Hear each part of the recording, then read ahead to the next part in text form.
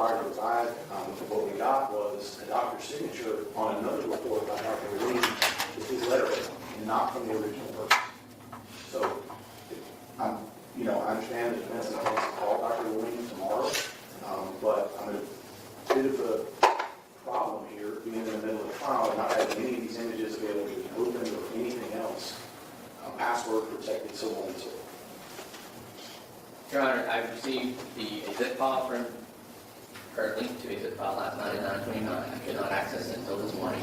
The files on there, it says they are imaging files. You have to have download free software to look at them. So, you can't control doing that. I don't have the radiology report you're referring to. It's not in our file. I don't know if that's what Dr. Juan was referring to or not. You're hoping to find out. Somebody needs to get on that, and he needs to get, we got to have this resolved by noon. Well, I can try to see your copy of what we received. I think the files are there. You just have to. But you can't open them. Files. You can't open them. You right? can if you download the free software online to look at it. It's just like having, if it's a PowerPoint file, you have to have PowerPoint on your computer. If it's a PDF file, you have to have it open. These are DCM files, so you have to have a player that can play DCM. I look, there's like 6 available for free. So until we've done that, I don't think we can say we haven't provided an image that they can look at. Okay. We're in the middle of a trial today. I don't know what software they're referring to, but the images are not currently openable by any common reader that we have here today given this link. So I don't know what software they're talking about. We want to provide you with a reader. Were you able to open it using your I just software? emailed a link to them because of our relationships with the court system. I'm not technically permitted to download any software on there. I'm asking FCA to download it on my computer for me, for me to give me permission to do it. But I'm restricted to that controller. How many pages is it? I just opened it this morning. I can show it to you. It's a bunch of images. They think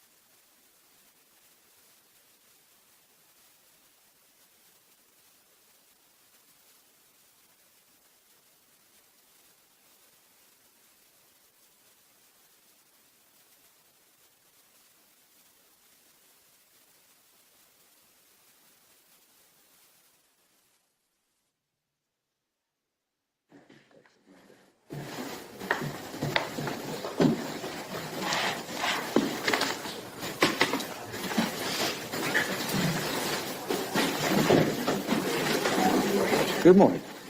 Come up right here. Raise your right hand for me. Solemnly swear or affirm testimony given this cause to be the truth, whole truth, and nothing but the truth, so help you God? Yes, sir. Okay. Are you the witness that is potentially hearing impaired? Yes. Okay. First of all, watch that chair. It's coming. Okay? And as you start testifying, I'll tell you if you have to move the microphone up. Okay? Counsel, this witness is hearing impaired, so if you wish to ask questions while she's testifying, please come up so that she can hear you. Okay? Thank you, Judge. Are you able to hear me? Yes, sir. Okay, all right. Just have a seat.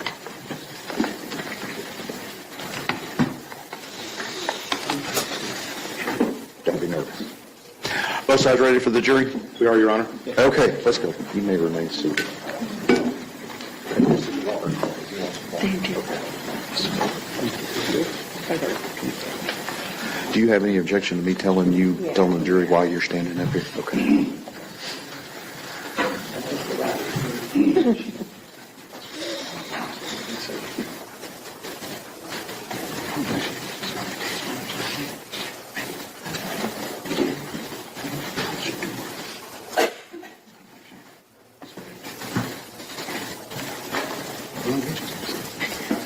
Steve, stand to the side so that the jury can see.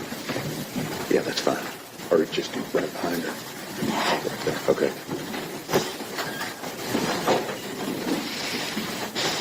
Got one more. All right, everyone may be seated. Good morning. This witness has been previously sworn to testify truthfully, but she is hearing impaired, and so the lawyers, when they are questioning her, are going to stand up here close to us, and I'm going to make sure that they stand out of the way so that you can see them, okay? All right. Mr. Goebel. Thank you. Good morning. Let me know if you can't hear me when I'm speaking loud enough. How do you know Tanner Moore? He is my brother's son. He's your brother's son. And do you have any other siblings? Yes, I do. I did have two sisters along with the brother. Okay. And who raised you and your siblings? I'm sorry. Who raised you and your siblings? My mother and my stepdad, but the three other siblings were mainly raised with their paternal grandmother for a while until I was born, and we went with my stepdad. Okay. And why were they with your maternal? With the paternal? No. My mother was an alcoholic, and she just didn't want them, the only thing I can think of. And when did your siblings end up leaving home? My oldest sister left at 16, my brother left at 13, and my other sister left at 15. So tell me about your brother, Terry Horner, Sr. Tell you about Terry. Tell me about Terry, yeah. Terry left home at 13, and he started doing drugs at that time. He has spent about 90% of his adult life in prison.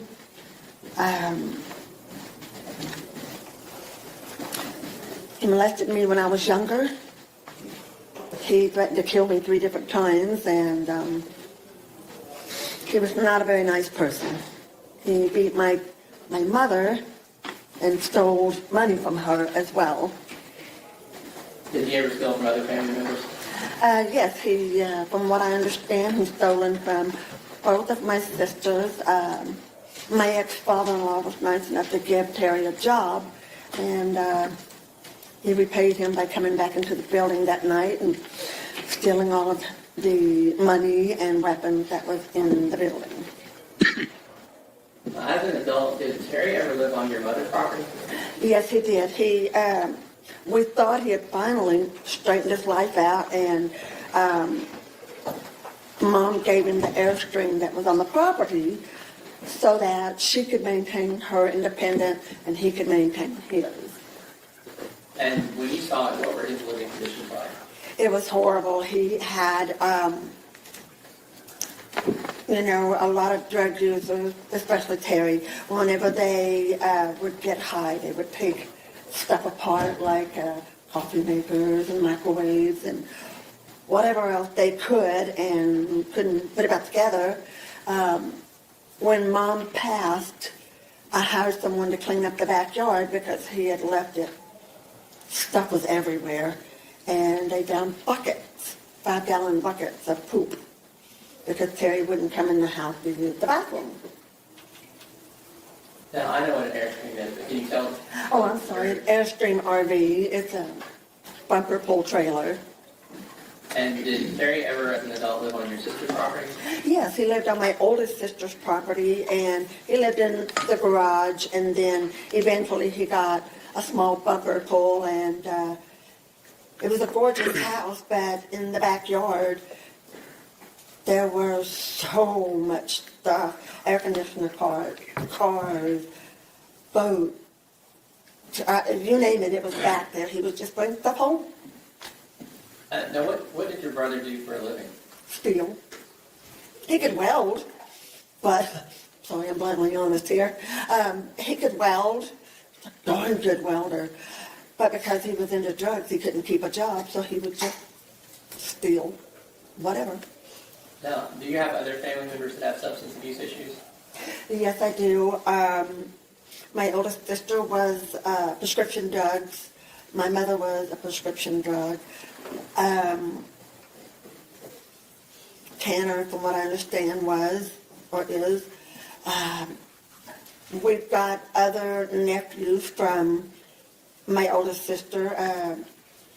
2 of the nephews and 1 of the nieces were substance abuse users. Can you tell me about your mother? Mom got married, I believe, at 16 the first time. She had 3 children by her first husband. And she got a divorce, and the 3 children, she dropped them off at Edna Gladney Adoption. Didn't tell anybody she did that. And she married my dad. They were together 18 months. I think I was an oops. And when she was a barmaid most of her life, and she worked dry cleaning. And she was, like I said, an alcoholic. I was born early.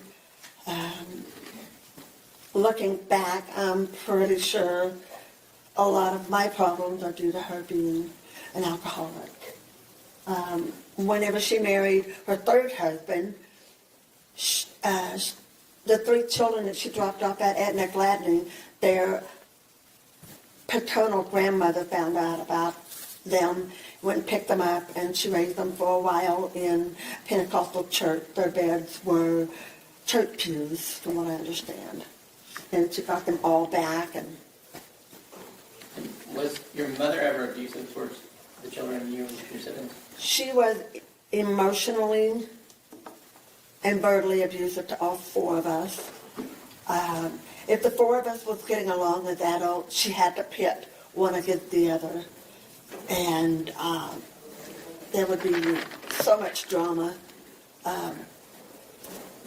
I eventually, whenever my mother passed, I cut ties with all of them. I don't do drugs. I have an occasional drink. I can't stand drama. It will, yeah, definitely. Did your mother suffer from mental illness? Yes, she did. She was bipolar. She had severe anxiety. She had depression, and doing the alcohol and mixing all of her prescription with all of that was not really a good thing. What about other members of the Porter family? Are you aware of any mental illness? I'm not entirely sure. My oldest sister, I do believe she had some because of the way that she would do the prescription drugs. She wouldn't take her heart medicine or her diabetes medicine. Well, she liked that Xanax. She would melt it in a spoon of water and take it that way. What about when Terry and Melissa Horner were together? Were you around then? I was around. I didn't see them much. I think I saw them together maybe 5 times. I saw Tanner probably 3 times in his life, if not 4. And what was Terry like around that time?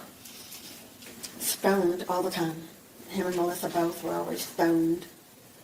So the house was horrible. There was trash everywhere. It seemed like wherever Terry went, he had to bring a bunch of junk. There was a bunch of trash. I don't know how people live in that. And do you know how they met? Terry met Melissa in a strip joint, from what I understand. And do you know where they were working at that time? Was Terry working there? I honestly don't know. Okay.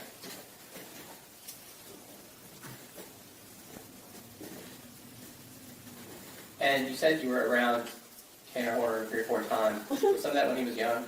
Yes. And who raised Tanner? His maternal grandmother did. Did you ever babysit Tanner? I did twice. Okay, and do you remember about what age that was? He was a baby the first time, and he was about 5, maybe 6 the second time. Can you describe what he was like at those ages? He cried a lot. It was like nothing you could do could stop. You could change his diaper, you could hold him, you could put him to sleep. At 5, it was like he wore his heart on his sleeve. And saying that, you could go, don't do that, and he would just cry. And he went to run out to the street, and I grabbed him and I swatted him on his butt like that, and you would have thought I'd beat the tar out of him. He was crying and hiccuping, and we were at my ex-mother-in-law, and he looked at her and he said, she made me cry.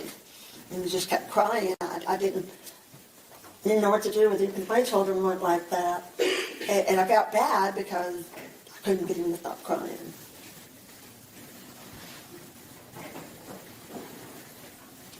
And did you get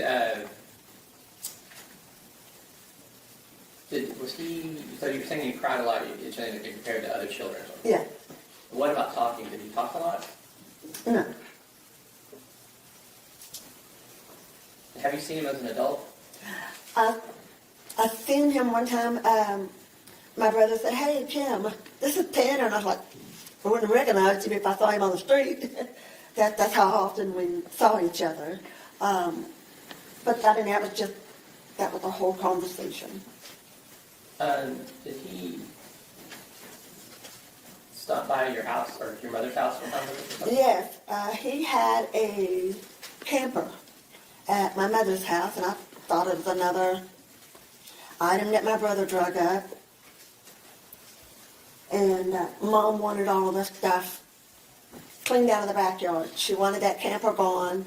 My brother said that it was only going to be there for a week, and it'd been there for like, I don't know how long, 4 or 5 months, I don't know.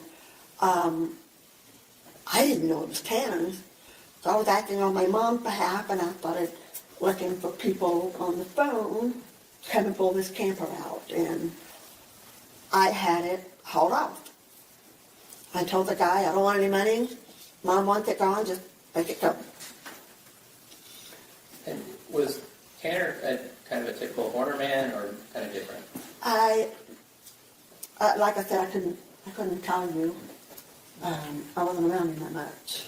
Now, I'm going to show you a couple of pictures here, and I don't need you to use the names, but you can just tell me who these are, like in relation to you. This picture of my brother and my 2 sisters and myself. Can you identify by the exhibit number? Yes, sir. That's Defense Exhibit 66. We moved to have it admitted and published to the jury. Have you shown it to the state? Yes.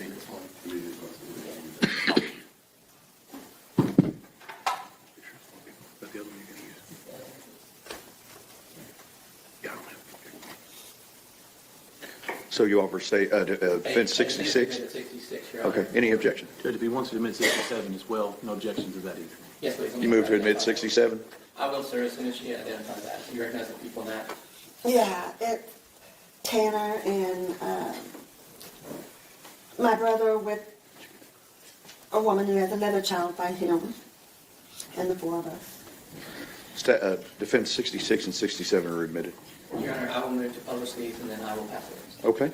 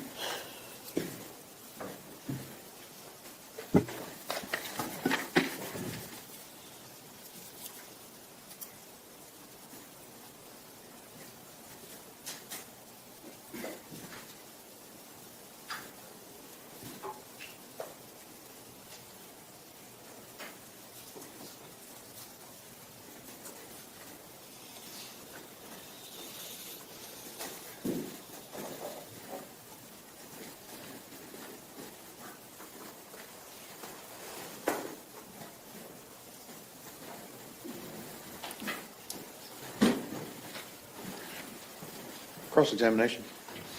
Yes, come on. Yes, please. Just make sure you stand so that the jury can see her. Ma'am, my name is James Stanton. I don't think you and I have met before, have we? Can you hear me? Are we good? Yes, sir. Okay. Do you have are you able to hear low tones but not high tones? Is that you? It's all over the place. As long as I feel your lips, I'm good. Okay. Well, I'm gonna make sure that we can talk, okay? All right. I don't have too many questions for you, ma'am. Okay, If you don't understand something or you don't hear something, you let me know. absolutely. Okay. Ma'am, I'm looking at this and you're talking a lot about Terry, your brother. Yes, sir. Okay. And I you don't said- tell many people he is. Okay, I can see why. The second part of this, you said he went to a prison for a long time, In and out. in and out, and that was for drugs, right? It was for a number of things. It was for theft, drugs. I believe his first wife, he was out on parole, probation, I get that mixed up, and he beat her up and went back to prison. Okay. I didn't hear you say he had any sexual type offenses in it. Was it just drugs? He molested me, Right. yes. But other than what But he did not go to jail for that, no. He didn't go to jail for that? No. Okay. I'm just trying to get a little clearer picture. Understandable. And the second thing is, you said that the extent of your knowledge on the defendant and the owner came from the 3 times you saw him in his life, is that right? Yes, sir. And once when he was a baby, Yes, sir. once when he was 5, Yes, sir. and then a tiny brief conversation when he He was was how grown. I don't know how old he was, I'll be honest. He was grown. And that's the extent of your knowledge Yes, sir. on the defendant. Yes, sir. Now, ma'am, let me just ask you while we're up here, I'm not trying to be rude. Are you a felon? Am I what? Are you a felon? No, in sir, I'm prison? not. And I think you said you don't do drugs. No, sir, I do not. You don't, okay. Now, I noticed the defense asked you a lot about your family history. Yes, sir. And in your family history, it sounds like you had a pretty rough upbringing, is that right? Yes, sir. And I'm not going to ask you any details of that whatsoever, okay? I'm an open book. No. We appreciate that, but I'm still not going to ask you. Okay. But it sounds like you had a pretty rough upbringing, Yes, sir. and including some form of inappropriate activity at the hands of your brother, Yes, sir. and being around your brother doing drugs, Yes, sir. right? And apparently being around your mom when he's doing all this stuff as well, Yes, sir. right? But in your life, you don't do drugs, No, sir. and you've never killed anybody, have you? No, sir. And you've never sexually assaulted or molested anybody, have you? No, sir. That's what it is. Redirect. Nothing further, Your Honor. May this witness be excused subject to any potential recall? Yes, Your Honor. Thank you, ma'am. Okay. Take her back there. Who do you have next?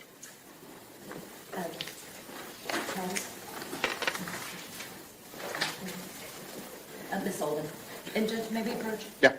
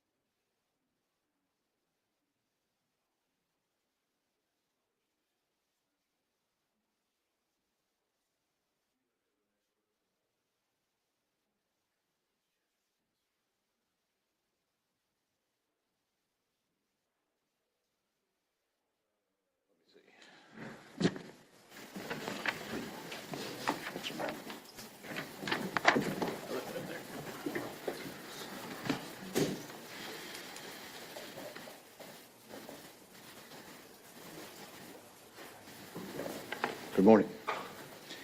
You would raise your right hand for me. Solemnly swear or affirm testimony given this cause to be the truth, whole truth, and nothing but the truth, self to God. Okay, have a seat right here. There's a rule of evidence in effect. It says you cannot be in court unless you're testifying, and once you have testified, don't discuss your testimony with anybody else, okay? I need for you to speak up. Yes, sir. Very good, okay. Ms. Anderson. Ms. Sullivan, how are you? Hi. I'm all right. How are you? I'm doing well. Are you a little nervous about being here? Yes. Have you ever testified before? No. Ever been involved with anything like this before? Not to this. No. We are not going to refer to you by your first and last name. And just for your comfort, we have made sure that your face has been blurred out by the cameras, okay? Thank you. Ms. Sullivan, how do you know Tanner Horner? He is my second cousin. How does that work? My Y'all fall in the family tree. father's sister, Jackie, she's my aunt, and then his mother is my cousin, Melissa, and then Tanner would be her son. You had mentioned Tanner's mother. How do you know her? You said She's my first cousin. Did you ever, did you know Tanner as a child? As a baby and a toddler, I babysat him. For how long did you babysit? It was a few months, different periods. Like, it was during the summer when I was around 10, and then the next summer when I was around 11. But then after that, I no longer babysat him. I understand that you babysat Tanner, but did Melissa ever babysit? Yes, she used to babysit us when we were younger, for my dad, yeah.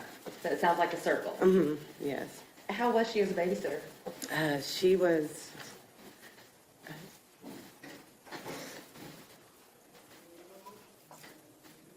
Is it difficult for you? Yeah. We can take breaks as needed, Ms. Sullivan. My cousin, she was awesome. I looked up to her a lot. She was full of life then. She was a different person back then.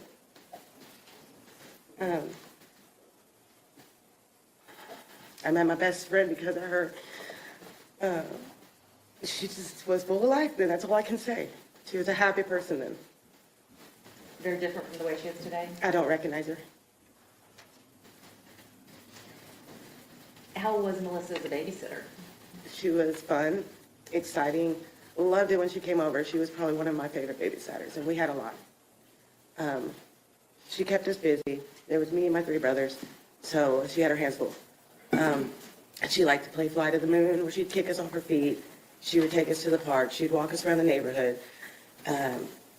She just had so much energy. Ms. Sullivan, how old were you when you began babysitting Tanner? I think I was around 10-ish. At the time, did you have any babysitting experience? No. And when you babysat him, was it just for a few hours at a time, or for what period of No, time? it would be the weekend. And it started when he was an infant. She had to teach me how to bottle feed him, change his diaper, things like that. I really didn't have a clue. But even the first weekend, she left me alone all weekend with an infant. And I'm going to stop you right there for a second. You're 10 years old, Uh-huh. taking care of an infant. Yes. And you're alone for the weekend. Yes. She worked all weekend. And you spent the night over there? Yes. Did she ever check in with you over the weekend? In the beginning, she would come home late at night or in the next morning. I would see her, and she would, feed us, show me what's going on for the day, what snacks, this and that. She would converse with me, and then she'd go on back to work. Yeah. It was late in the evening when she'd go to work. Okay. Do you know where she was working? I knew it was a bar. Do you know what kind of bar it was? I did not know at the time. Did you find it odd that as a 10-year-old you were being asked to take care of an infant? Yes, it was very odd, but I also felt like, wow, she must think I'm pretty responsible, I didn't realize then, no, I really don't think I was. So your perception today is a little different Oh, yeah. than it was then? Oh, yeah. Okay. So, Ms. Sullivan, how often would you babysit Tanner? When it was the summertime, it was pretty regular every weekend. You said that you would spend the night over there. What was the neighborhood like where Ms. Horner lived at the It was usually apartments, and then she would always have that talk with me, because she would leave me money in case we wanted to go to the corner store and get things, and she would tell me, this isn't the safest neighborhood, you need to be careful, you need to watch your back, you need to be careful if you're going to go. She's like, I'd just rather you not go, but I understand if you want to get out, and if you want to take Tanner to the park, just please be careful. And I always would. I'd be really careful, I'd always be really nervous. The community was very scary. When Ms. Horner would leave you for the weekend, would she leave you everything that you needed to take care of Tanner for the weekend? Yes, and then some. And then some? What do you mean by and then some? Well, the following summer, he was more crawling around, potty trained. I would start a babysitting again for her, and this time around, I had already been dabbling with. Well, we'll get to that in a minute. Okay. Did she leave you a well-stocked kitchen? Yes. Okay, so. Snacks, food, drinks, instructions. She would leave numbers on the fridge for me to get in contact with anybody and everybody, including her. Yeah. So basically, everything that a loving parent would leave for their child. Yes. When you babysat with Tanner over those weekends, did you know if it was, when you first got there, if it was going to be for the night or for the weekend? No, I knew it was for the weekend. What kinds of things would y'all do together, you and Tanner? Watch cartoons, play, eat, walk to the park, go to the store, lounge around. Now, you talked about what Ms. Horner was like when she was babysitting you. What was she like when you were babysitting Tanner? I'm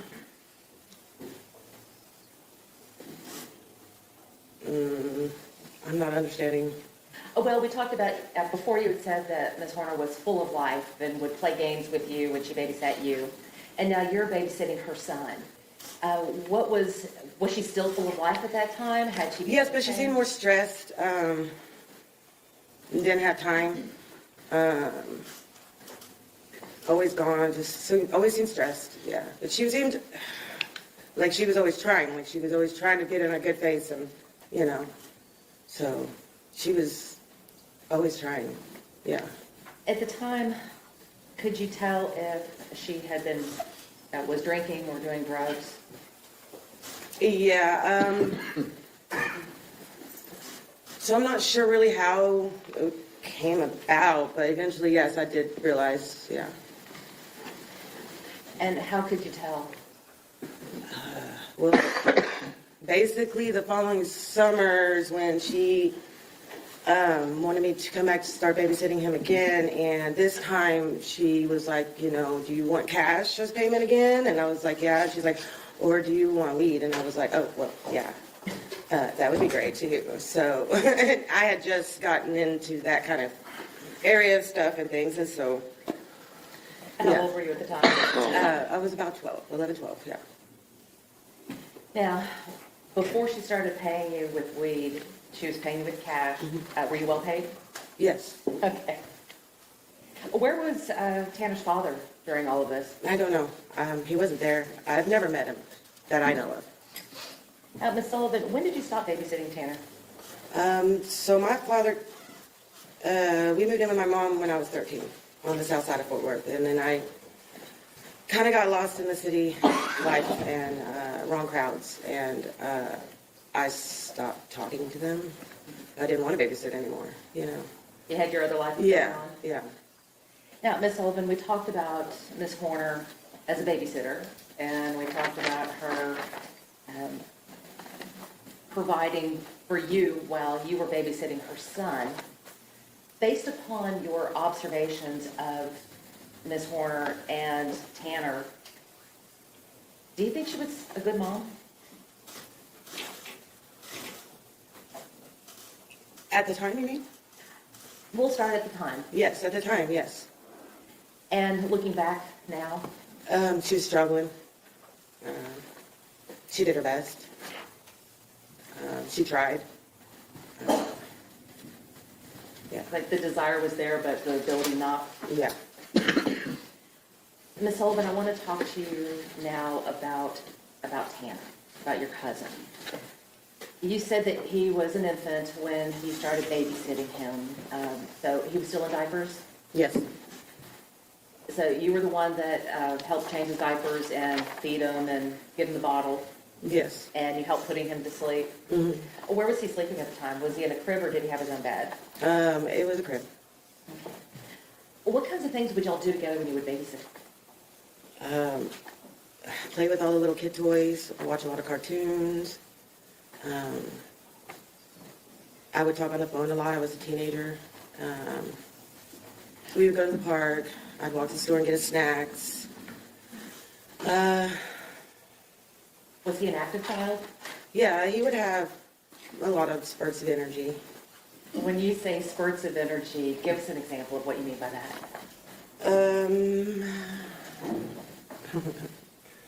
Like, it's hard to explain. So my brother has ADHD, and he would get extremely hyper and excited. It was kind of like that, but as a little infant, if that makes, like a toddler, if that makes sense. But he would run around fast, speeding through, and it's just a kid to me, A lot of energy. Mm-hmm. All right. Did you have to keep a close eye on him? Yes. Would he ever get into things? Yes. What kinds of things would he get into? I remember a big part of it was the coins we had to keep up, put away from him. It was like a piggy bank. He would eat a lot of coins. He would what? Eat a lot of coins, change, and then he'd poop them out. And I just remember a bunch being in the bottom of the toilet every time I wiped his butt. And I always thought that was strange, and Melissa would always be like, keep the change put away. We have to keep the change up. So how old was he at the time? And he was able to run around, like crawl around, run around, walk around. All right, so you had to keep the coins put away because Tanner would eat them, Yeah, almost like an obsession. and after he ate them, he would poop them out? Yes. Would he ever try to grab them after he had pooped them out? I do not recall that, but yeah, I don't recall. How often did this happen? In the beginning, it was a regular basis. That's why it was such an issue, to make sure you keep the coins put away. Were you ever concerned about him doing this? I thought it was odd, but I also thought it was funny. I mean, I don't know, I was a kid. And I think you told us that you had to put the coins up. Where did you have to put them? Well, I never brought change in. And if I went to the store and got change, that's when I'd make sure they were put up high or in a bowl where he couldn't get to them. And again, how often would this happen? That every time he saw change? Yeah, if there was change around, it was inevitable. And so that's why you had to take those precautions? Ms. Sullivan, over the years that you babysat Tanner, did you have the chance to watch his personality develop? It was a small period of time, but yeah, a little bit. And at some point, did you ever begin to think that he was just a little different from the other kids? I kind of always thought he was a little different, but being so young, I just thought he was a kid. And now being older? Now being older, I look back and I realize he was a little different. Why do you say he was a little different? He would have real high highs and real low lows, and sometimes he would just be in the corner by himself, and I wouldn't really know why. And, now that I'm older and a parent, I look back, I'm like, oh, well, maybe he was pooping in his diaper. But at that time, it was just such an extreme. He would be going and running and hyper, and then all of a sudden quiet. And I'd go in there and he's just sitting in the corner. What was he doing in the corner? Nothing. Was he facing the corner or was he facing out into the room? Usually he was facing the corner. So he would put himself in timeout? Kind of, yeah. You had mentioned the word extreme. What did you mean when you said that he would have extreme highs and extreme lows? Sometimes he'd get so hyper, it'd almost be aggressive. Like, or his fits would be a little aggressive. more than I would think that it was necessary. When you say aggressive, are you talking about aggressive toward you? Yeah, just in general and fit throwing, like, Did he ever try to hit you? there may have been an occasion, but it was usually with fit throwing. It wasn't like he was intentionally hitting me, you know. Were you afraid that he was going to hit you or kick you intentionally? It wasn't a concern of mine because he was so little. At any time when he had these fits, could you tell what the cause of them were? Usually just not getting his way or particular snack or show. The real high energy just would come out of nowhere, you know.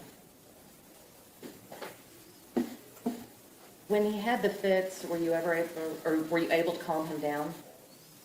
Yes, it would take a while. What would you do to calm him down? Sometimes I try to hold him. He didn't like that. I would try to direct his attention to something more fun or just try to distract him. Were you ever at a point where you couldn't control him and had to call his mom?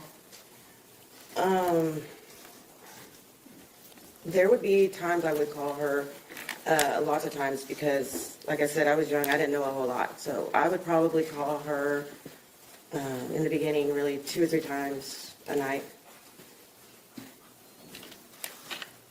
And by the time that you stopped babysitting for Tanner, did those calls become less frequent? Yes. Yeah, near the end, I wasn't calling it off for any reason.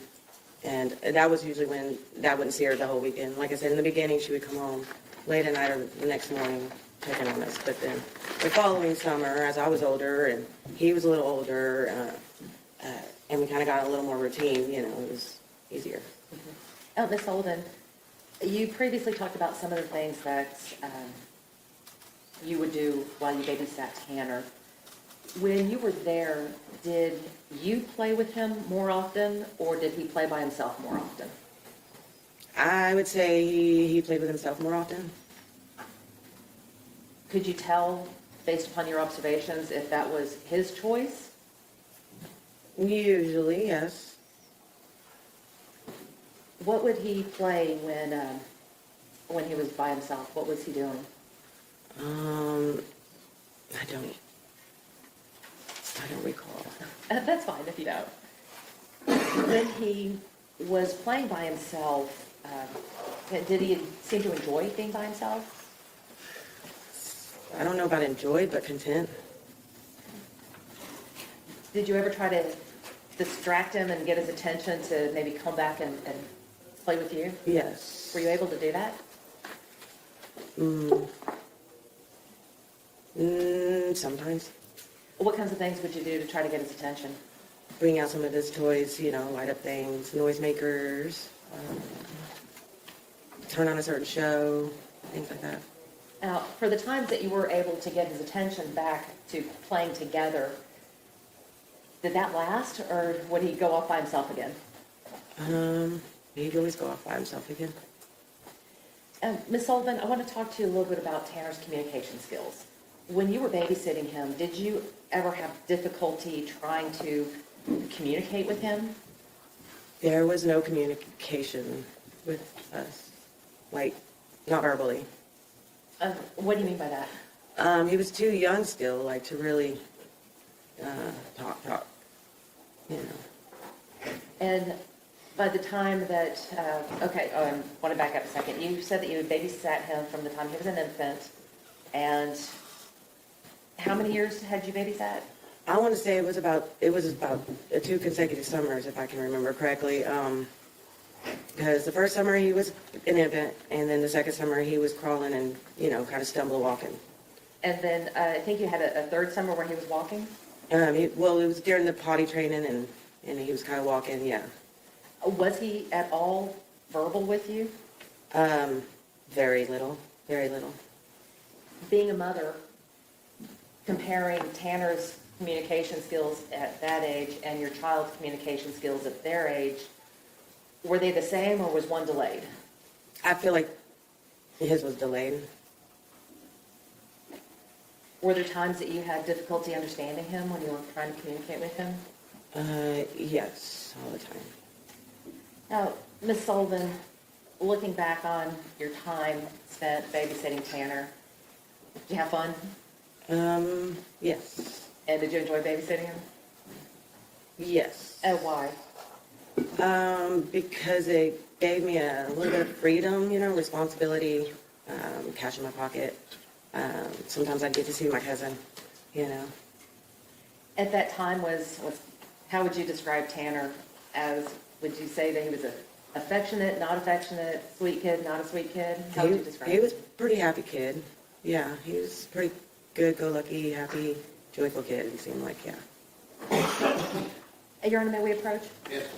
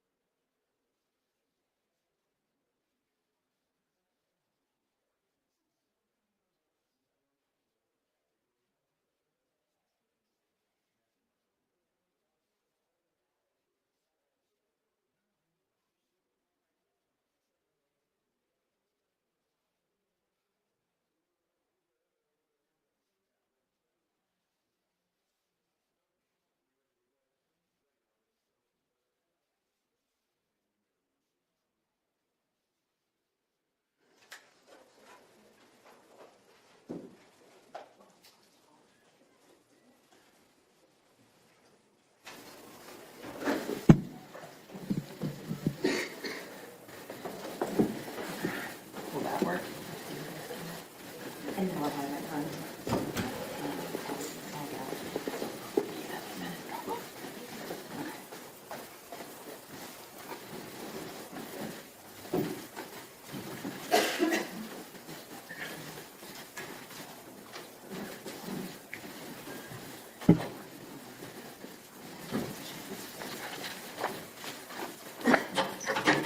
All right, everyone may be seated.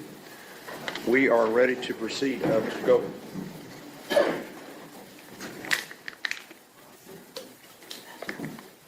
Oh, I'm sorry, Your Honor, I passed I'm the sorry, witness. Miss Amy. I'm sorry. That's okay.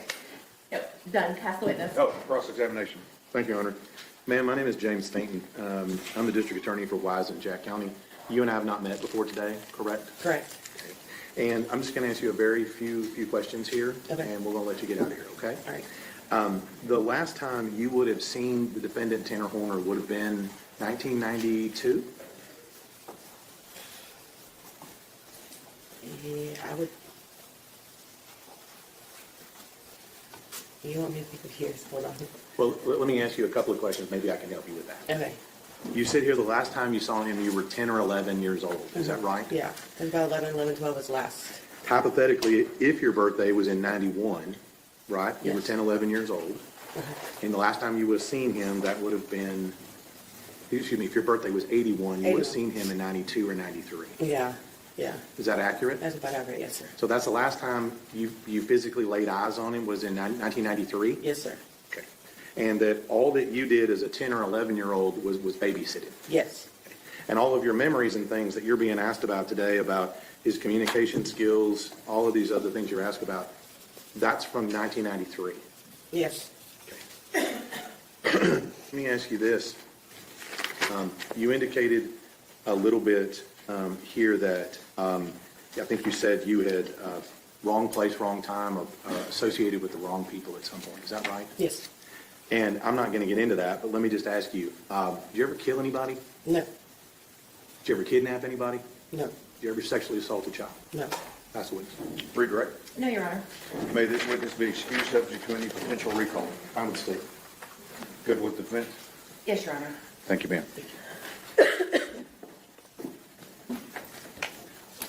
Who do you have next? Your Honor, Dr. Speck. Come up, please, sir.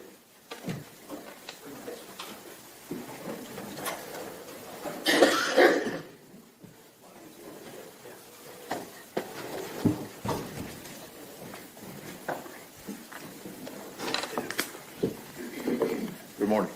Remind you, you're still under oath, okay? Have a seat. Ladies and gentlemen, this witness has been previously sworn to testify truthfully. Mr. Goldman.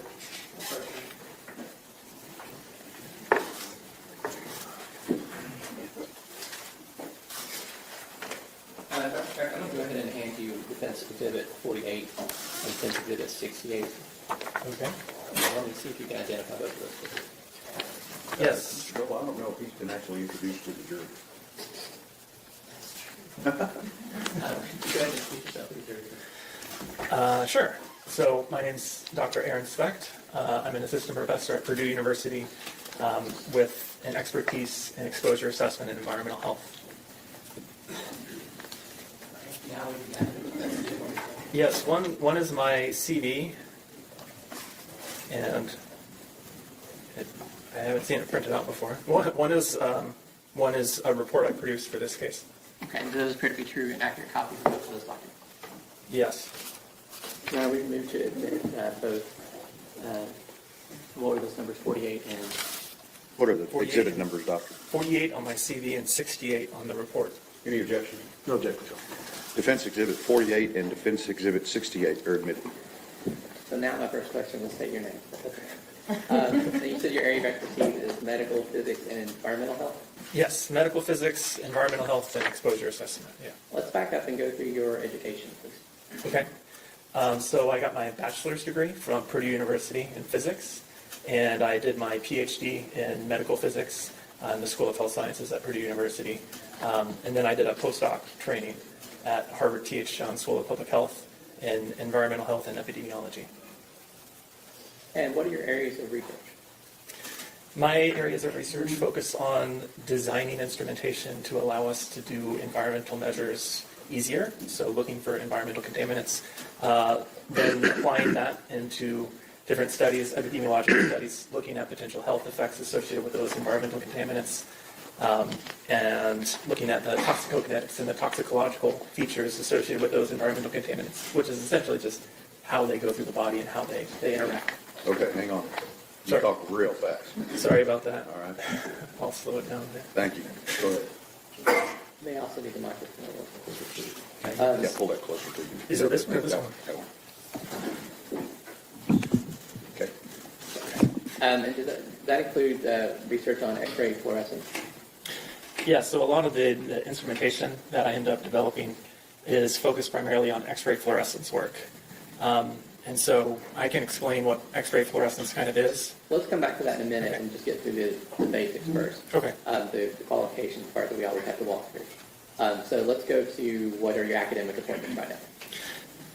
So my main appointment is at Purdue University, where I'm an assistant professor. I have an appointment at the Harvard T.H. Johns School of Public Health. I'm a visiting scientist there, and I'm also the director of their trace metals lab. So that just means there's a bunch of people who ask questions about metals, and they don't know all that much about it themselves, so they reach out to us, and we guide them through designing the study or which measurements to make, any number of questions. And have you published any peer-reviewed articles? Yes, I published about 70 different peer-reviewed articles. So a peer-reviewed article is something where I design a study and I write it up, and then I'll send it out to a journal who will send it to anonymous reviewers from the scientific community who will then judge what the merit of it is in the context of my scientific field. And then it can get accepted or rejected based off their feedback. And generally what topics do you cover in your published articles? So it's the same kind of topics that I do most of my research on. Environmental health, exposure assessment, designing these instruments, all of that. And have you been asked to be a peer reviewer for any journals in your field? Oh yeah, more than a dozen. And are you a member of any professional societies or scholarly organizations? Yes, so I'm a member of the Society of Toxicology, and I'm actually the vice president for the metals specialty section as part of that. I'm a member of the International Society for Trace Element Research in Humans, and I'm the secretary for the society there. I'm also a member of the Health Physics Society, the International Society for Environmental Epidemiology, and the International Society of Exposure Science. And have you received any fellowships, research grants, awards, or things like that? Yeah, so I have funding from the National Institutes of Health. I have some foundation funding. I have funding from the Department of War, from any number of potential federal funders, and also a slew of foundations as well. Is one of those from the Department of Defense? Yes, yeah, the Department of War now. But Okay, Department of War. And have you previously testified in court about portable XRF, that X-ray radiofluorescence yes, measurement? yes. So I previously testified in the Flint water crisis trials related to the lead exposure during that case. And besides you testifying, have other experts relied upon your findings when they were testifying in court? Yes, they have. Now, in that Flint water crisis case, how many people did you test for using the portable XRF for that case? I believe we ended up testing about 12,000 people that were in the community there. Now, what are the biomarkers for lead exposure? So the biomarkers that are traditionally used for lead exposure would be like blood. And you probably are familiar with this. If you have kids, they would get a blood screening, and a blood lead level would be given. So this is actually a fairly recent measure of what people have been exposed to, because when lead goes into your body, it actually is going to dissipate fairly quickly from blood. The blood is just a car that transports it around the rest of the body. But when it goes in your body, it looks a lot like calcium. And so that's how it does all of these bad things in the body, is it hijacks places that calcium would ordinarily go. So it will pass through the blood-brain barrier and do stuff in your brain. And the blood transports it on the red blood cells, which is normally where that would happen. And as a consequence as well, the lead will actually store primarily in bone, which is where calcium would normally store. So when it gets into the bone, 90% of the ingested lead actually will store in the bone. And then your bone's going to stay there. It's not here today and gone tomorrow. It turns over very, very, very slowly. So when we actually do a measurement, so with our device, we are able to measure bone lead levels instead of blood lead levels. And that bone lead level actually gives us a very cumulative measure of what someone's been exposed to their entire life. And that's important because, lead, it has this impact, and it's going to do something in the brain by passing the blood-brain barrier. But all of our toxicological studies and the general scientific consensus shows that those effects are irreversible. So even though we're going to monitor it with blood, and maybe that will dissipate over time, those effects are going to linger and they're going to stay there for the rest of your life. So when we are able to do a cumulative measure of what someone's been exposed to, that is a more effective measure of what the potential health outcomes are associated with that level of exposure. So how long would that exposure be detectable in the blood? In the blood, it normally dissipates fairly quickly within a couple of weeks. So the half-life is about 30 days. So that means if you were exposed to something 30 days ago and we measured it today, half of it would still be present in the blood. The equivalent then for bone lead would be 30 years. So if you were exposed to something 30 years ago and we measured it today, half of it would still be present in your bone. So you mentioned like for the blood testing, one way to do it. How do you test for American blood? You can do it a couple different ways. They're really technical analytical chemistry techniques. So one is inductive coupled plasma mass spectrometry, which essentially you digest the blood and you send it through a plasma flame, and then it goes through this magnetic quadrupole system, and it looks for mass to charge ratios, and it identifies a given isotope of lead. The other one, which is much more commonly used because it's much cheaper, is anodic stripping voltammetry, which is, they have these little kits. They call them the lead care kits, and you can drop a piece of blood onto it and then stick it in, and it'll give you a result in about 5 minutes. And those are typically used by health departments when they do your kids screening. That's what they'll use. What about bone testing for lead? How is that done? Bone testing for lead is always done using X-ray fluorescence. The alternative is we do a bone biopsy. But with the X-ray fluorescence, we can do it non-invasively. So what we do is we have some kind of X-ray source, and we put that on the shin bone. And what it's going to do is it's going to send little X-rays into the bone. And each of those is going to interact on an atom-by-atom basis and make those atoms give off signals that are specific to whatever elements they are. And one of those elements happens to be lead, and we can go back and track it, so see how much lead is there, and then relate that to a concentration based off some normalizations we do for the particular physiology of a given person. So you talk about one of the elements. What are some of the other elements you might look for with that same technology? We can look at iron and zinc and some other toxic elements like mercury, arsenic, and cadmium. And when was that technology developed? So we originally started doing these bone lead tests back in the 1970s. And this technology has iterated over time, and we've gotten pretty good at it since the 1970s. We used these old devices with a radioisotope source, and we got this radioisotope source from a cyclotron that was, we had some sources in the U.S. originally, but right now the only cyclotron was based in Russia, so we can't get that one anymore. But the device itself was about 200 pounds. It used liquid nitrogen cooling for a high-pure germanium detector, and it took about 30 minutes to do a measurement. And what about the portable XRFs? Yeah, so the current device we use is not 200 pounds. It's about 5 pounds. It looks a lot like a barcode scanner, and you can do the same kind of thing. You hold it up to the middle of the shin bone, and you're able to actually determine the elemental content of that bone. And so it's using an X-ray tube source rather than a radioisotope source.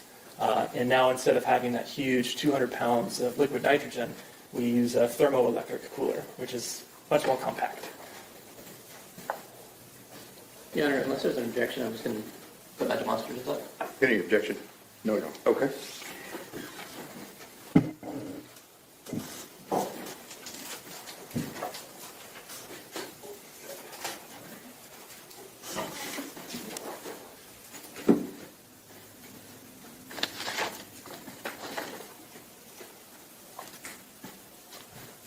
Okay. So you kind of described these pretty well already, but what are we looking at here? This is the previous iteration of the X-ray fluorescence devices. So you can see the big liquid nitrogen dewar there. That's where all the liquid nitrogen is stored. The detector on the front, and then that little black dot is actually covering up the radioisotope source on the front of that. And these took about, again, 30-minute measurements. We used these pretty extensively in the 90s and early 2000s with a whole bunch of different cohort studies of lead.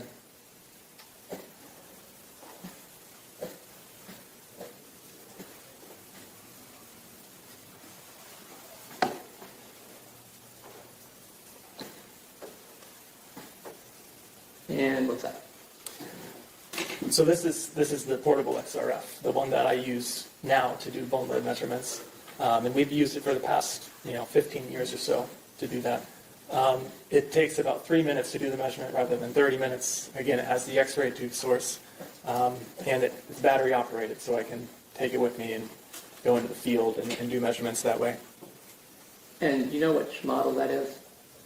That's a Thermo Fisher XL3T Gold D Plus Now, model. is this commercially available? This is a commercially available device that is traditionally used in industrial settings like mining, but we've adapted it with our research so that we can use it for these types of settings. We basically changed software slightly so that it's able to collect and stay stagnant in a particular mode that gives us the readings we want to see for our bone lead measurements. You said the software, so there's like 5 pounds. This is controlled by software. This isn't you just pushing buttons or anything. No, so the tablet you can see on the device actually has a firmware loaded up, so it has like some kind of operating system, and you can go through and make adjustments to the system through that. So you're adjusting the settings. You're not building something from scratch. Correct. Okay. And how do you get the data off of that? So the data is stored locally on the device on a hard drive there, but you can also get it off the device using a USB cable and plugging it into a computer. So can you, when you take your measurement, you're able to look and see what the data is on the device? You can see the data on the device. Yes, that is correct. And are there any studies or anything to show that the portable XRF model that you use is accurate, is as accurate as previous generations of XRF? Oh yes. So we've done dozens of different studies looking at human in vivo studies where we actually looked at this portable XRF versus the one on the previous slide with the huge liquid nitrogen tank. We've done studies of cadavers where we were able to actually do the measurement and then section off a piece of bone that we would then analyze using a chemistry lab. We've done this in wildlife studies and any number of different settings where we've actually validated that this device is measuring what we think it should be measuring. Okay. Let's dumb that one down for just a little bit. So if you're wanting to know if the new thing you're trying to measure with, say you get a new plastic ruler, and you want to know if it measures the same as your old wooden ruler. Yeah, You're comparing what measurements you get with the wooden ruler to what you get with the plastic ruler, right? correct. So Yep. you use the old generation and says what readings did it get, and then use the new generation and see what readings it gets, and if they're the same. That's kind of what we're talking about. Yep, that is effectively the exact thing we're doing with this. So like somewhere in the world there's a rod that tells you what a meter actually length is, and every other meter stick in the world is supposed to match that. Yes. Okay. So, but you went further than that, and you actually took cadavers, measured them with this, cut a piece of bone out of it, for just in layman's terms, Yep. dissolve that, and saw how much lead was in it, and see if that matched. Yes. Okay. So that's how you determine that this particular model works. Yes. Have there been studies completed in the United States and internationally to verify how this works? That it does work? Yeah. So I've done many studies in the U.S. At various universities: Duke University, Harvard University, Boston University, Medical University of South Carolina. I have a study actually at University of Texas Arlington, and yeah, I have dozens of studies there. On the international stage, I've done measurements in 14 different countries, including Iraq and India and China. I've taken this with me all over the world. Now, I put some images up of kind of different places, and this demonstrating how you actually would use it. And we're talking about the tibia bone. Is that the bone we're talking about, the front of the leg? Yes. Yeah, that would be the shin bone. Yeah. So with the portable one, I guess in that middle photo, you see with the portable one, you hold it for 3 minutes, and then the one in the background, you would actually have to be... You'd be like strapped to the chair 30 for 30 minutes. Okay. And it was very difficult in that study because we were trying to measure kids, and we watched one movie probably 300 times. Try to get them to hold still. Yeah. Okay. So, does the FDA approve using the model portable XRF on humans? Yes. And how is that done? So it has a 510K clearance, which is essentially saying it's substantially equivalent to something of equal risk. And is this use of the portable XRF for bone lead measurement recognized by the Center for Disease Control? Yes. So the CDC, the Environmental Protection Agency, the NIH, they all recognize this technology. And actually, I was a subject matter expert and a reviewer for the Integrated Science Assessment of Lead, which is this huge EPA 2,000-page document that goes through all of the potential impacts of lead in the body, but also, importantly, the exposure assessment. And my role was to look at the toxicology and also measurements of bone. Now, are you aware of other institutions that are using the same model, XRF, to do bone lead measurement in humans? Yes, so I listed some off before, but Duke, Harvard, Boston University, Johns Hopkins is using it for humans. These are all just for humans too. Medical University, South Carolina, Purdue University, Indiana University. I'm forgetting probably a dozen, but. Can you give me an approximate number how many bone lead measurements have been completed with your device? With our device alone, probably more than 60,000 measurements have been completed on humans. And did you examine Tanner Horner? I did. Did you review any records in preparation for that examination? In preparation for the examination, I did not. Okay. Have you reviewed any records that would reveal potential sources of lead exposure for Tanner? I believe I saw something that he had some lead paint exposure potentially. And then I heard the testimony this morning about him eating coins. That's problematic for lead exposure. Well, let's go ahead and skip to that and tell me about how people get exposed to lead. Normally, people get exposed to lead through a variety of routes. You can have inhalation, ingestion, or absorption. So primarily inhalation and ingestion being the principal sources of potential exposure. If you think back into the 90s when we had lead in gasoline, we were all exposed to a lot of inhalation sources of lead as everyone was driving cars around that was putting it in the air. I'd say nowadays most of the higher sources of lead are from lead paint or ingesting lead as a kid. And again, this kind of goes hand in hand with the toxicology of it. So when a younger kid gets exposed to an amount of lead, they actually have a greater percentage of having that actually taken up in the body. So the coins went through his body, and maybe some of it came off, but most of it hopefully went through the rest of his body. But that some of it that came off was taken up in the body very, very easily because of his age, versus an adult who would have probably half the amount would actually get taken up in the body. And that goes with a lot of things, and nutritional needs and whatnot, as a growing kid. And remember when you conducted your exam on Tanner? I don't remember the exact date. I think it was late last year. Okay. And was that in the Tarrant County Jail? The one right over here, right? Yeah, I think that was one and the same. I walked by it this morning. I was like, oh, okay, I remember where I am. Okay.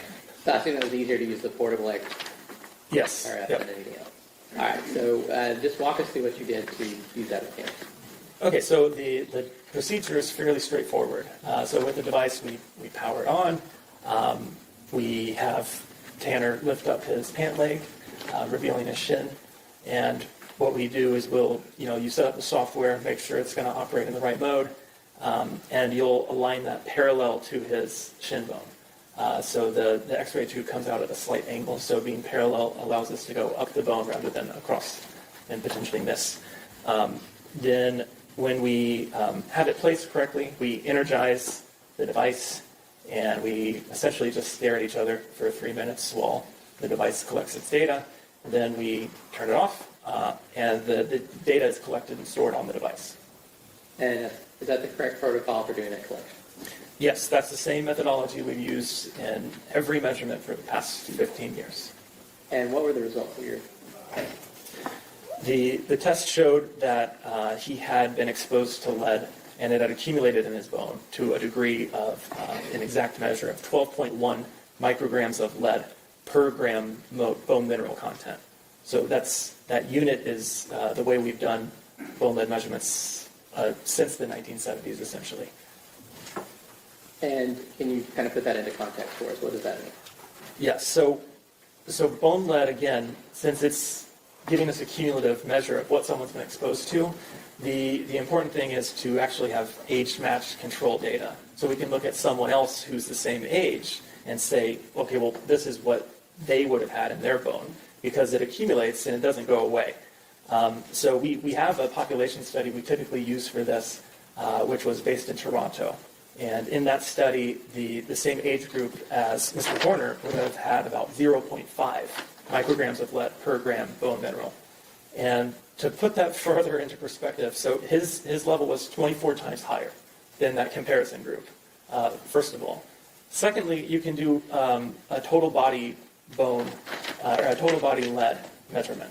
So because we have this in units of bone mineral content, and everyone has a certain amount of bone mineral content over their body, we can actually determine how much total lead he had in his body. And so that comparison, he came back with about 33,000 micrograms of lead.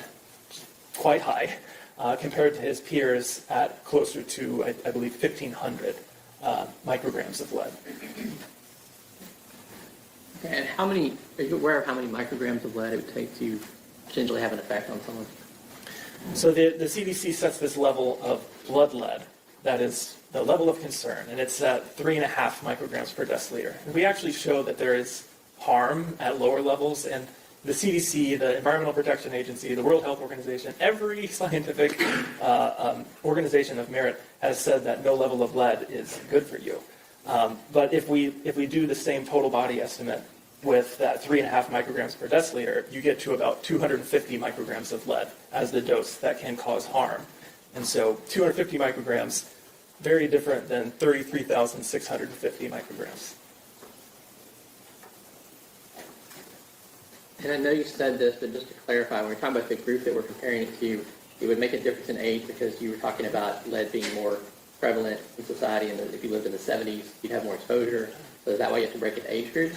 Yeah, that's essentially it. So if you're older, maybe you had the exposure from the 90s when you were inhaling the leaded gasoline that was being combusted. And so we'd have to account for that. So that's why we do that age comparison, because this is going to be reflective of what you were exposed to in your life. So you have to do an age-matched control. And so over time, has that data kind of been updated? You said you were using the Toronto study. Is there a reason why you used that one?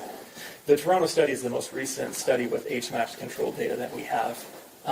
There's previous studies from the 90s, but that would be irrelevant because back in the 90s, we had so many other sources of lead exposure in our bodies that it wasn't going to, be as significant as a difference.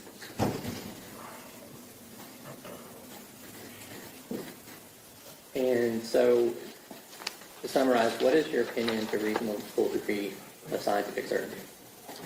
So my opinion is that Mr. Horner experienced a significant amount of lead exposure that would have impacted his health, and particularly his neurological health. I'll pass it on to John. Cross-examination. Thank you, Ronnie. A couple of questions about, Dr. Speck, about this particular device that you're using. It's called a XL3T Gold, is that correct? Yes, that's And correct. it's made by Thermo Fisher, Yes. okay? And this particular device, and you said that you had some FDA, what was the number you used on the FDA? 510K. And what do you have from Thermo Fisher giving you authority or direction in using this on humans? So Thermo Fisher doesn't market the device for these types of tests. We actually do the modifications to the device to allow it to be able to be used on humans. So Thermo Fisher doesn't actually have the approvals needed to go through that process. So the manufacturer of this device does not approve this device for use on humans, is that correct? They only have it for the billions of dollars they make for mining and whatnot. I'm going to ask you again. They don't approve it for use on humans. They do not sell it for that purpose, no. Now, as we talked about this, you indicated that your final opinion is that Mr. Horner had a significant lead exposure. Is that correct? Yes, that's correct. And you talked about the coins being an issue, right? Yes. And as part of your review for this case, can you point to anything in his medical records where he had some form of lead toxicity? I'm not a doctor, and I did not review his medical records. Right, but you've made some opinions here about people getting significant exposures and the results of those exposures, have you not? Yes. Okay. And with regard to that, if somebody has lead toxicity at some point, that's something that's going to be needed to be treated by a doctor, right? Not necessarily. So we have a couple treatments for high lead exposure. And primarily the one treatment we use often is called chelation treatment. And so this is really the only intervention we have when it comes to high levels of exposure. And so chelation essentially would go into the blood and it would pull out any amount of metals, just general metals though, it's not just lead. So they only use it in cases where there's really high exposures. But again, that focuses primarily on the blood. And you don't have anything that you can point to in Mr. Horner's history wherein he received any type of chelation treatment? No, I cannot. And you would have said that at some point he received I'm going to make a presumption here, you help me with this, a pretty high dose of lead at some point in his childhood, is that right? Yes, he would have had to have had some exposure to lead during his childhood to accrue this amount of cumulative lead dose. Now, you said some exposure. Now, I'm looking at your numbers here, and at 24 times higher, that doesn't seem to me to be just some exposure. That seems to be a pretty massive exposure. Yes, that would be a pretty massive exposure. Okay. And I know you're not a medical doctor, but a massive exposure like that, is that potentially lethal? If it was all at once, it could be, but the lethality associated with blood lead levels varies quite a lot by individual. So I've reviewed some cases before where individuals have had blood lead levels of greater than 100 micrograms per deciliter, and they still haven't passed away yet. Okay. So these numbers that we're talking about here, you said that his level is 12.1 micrograms, and what it should be is 0.5 micrograms. Is that right? Yes, that's correct. And that's where you get that 24 times or 2,400% number. Yes. So one of my questions to you is at that level, how is it that Mr. Horner is still walking around and not having some effect from that? How is that possible? Well, I'm not claiming that he doesn't have any effect from it. He does have an effect from it. But at that level, at that massive a level that we're talking about, how is he still alive? So there's levels, there's scales to the amount of exposure needed. The dose is what's really dependent, and when the dose happened over time. Again, the lead is going to come into the body and it's going to have some irreversible impacts, but the lethality of it is really dependent on how fast that happens. Okay. And you said something about you tested a bunch of people in Flint that had a water crisis. Mm-hmm. Yes. Is that right? Yes. Were they as high as Mr. Horner at 12.1, or were they lower as an average? I don't have the numbers right in front of me, but on average they were lower. Okay. So the people in Flint who drank from all that contaminated water for, I would assume 30, 40, 50 years, is that right? Potentially? No, the Flint water crisis was they did have lead pipes, but they swapped the water source, and that led to a huge amount of leaching of lead into their water system. Right, and these people were exposed to it for a fairly long period of time, were they not?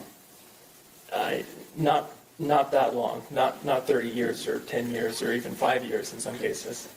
But their levels were lower than Mr. Horner's. Yes.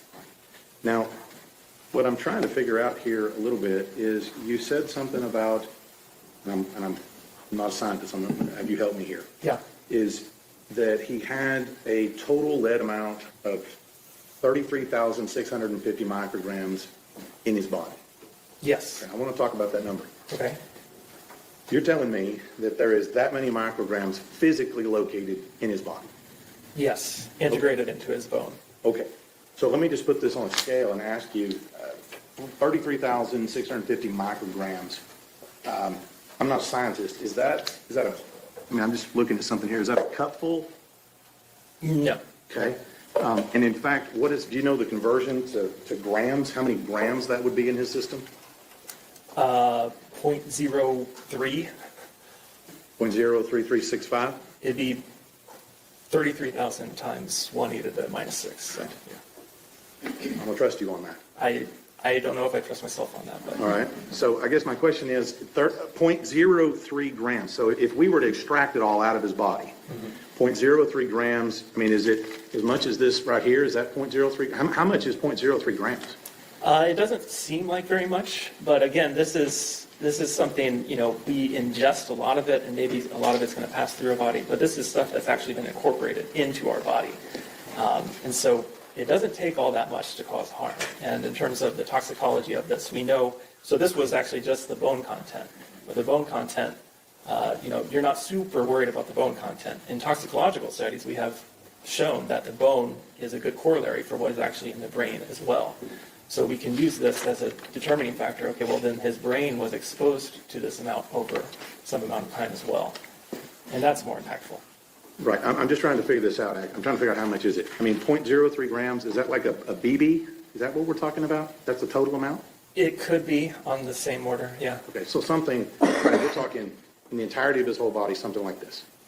Yes, but it's actually incorporated into his body. And again, it's 24 times higher than what any one of his peer groups would have been exposed to.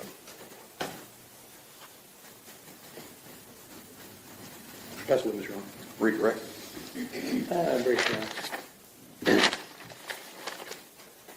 So you mentioned before that, I guess, the CDC, the EPA, the Department of War, Duke, Johns Hopkins, I think the Medical College of South Carolina, Purdue University, a bunch of places do use this portable device to detect bone lead into it. Yes, yeah. Okay. And we talked before about other experts relying on your findings. I assume those experts are relying on those findings because lead did have an effect on the person. Yes, exactly. And we're talking about a BB, I guess that's the size of a pill too, and those can have effects on people. Yeah, exactly. Mr. State. Yes. One last question here. You talked about the normal test that a doctor would do would be a blood test. And you said that goes out of their system in how long? So the half-life is about 30 days. Yeah, and they do the blood test, again, primarily because the only treatment available is acting in the blood. Right. And so it wouldn't surprise you if Tanner Horner's medical records indicated he tested essentially negative for blood when he got tested, would you? No, it wouldn't surprise me necessarily, depending on when that test occurred versus when he was actually exposed. But at this level, that what you're talking about here, this extreme level, this massive amount of lead, according to you, in his system, how is it possible that with this much lead, according to you, in his system, that he still tests zero? Well, I mean, it could easily have been, tested at very different time points in his life. So if you test a blood lead level very recently and he was exposed when he was 2 or 3, then the blood test could come back effectively zero. And again, this is effectively zero because even those blood tests aren't 100% accurate. That's what it's wrong. Nothing further. I'm sorry? Nothing further. May this witness be finally excused? Yes, sir. Good to state. Thank you, sir. Thank you. Okay. So Hand me I those take these? exhibits. Okay, we're going to get lunch on the way for you, okay? And so enjoy it, and we'll see you back this afternoon, okay? All right?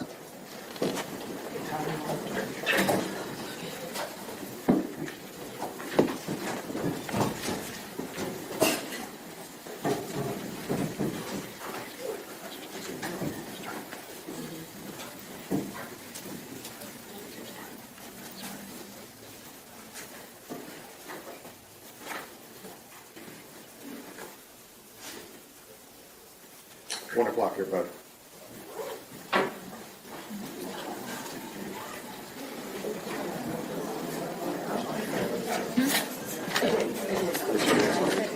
I mean, I couldn't ask anybody. Judge?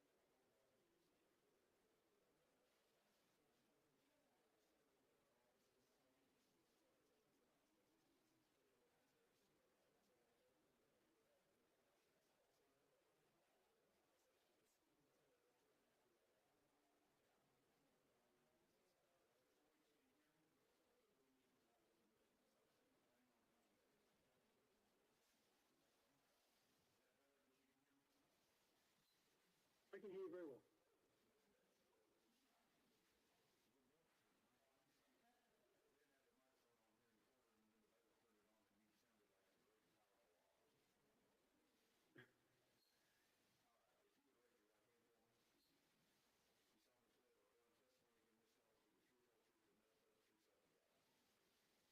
I do.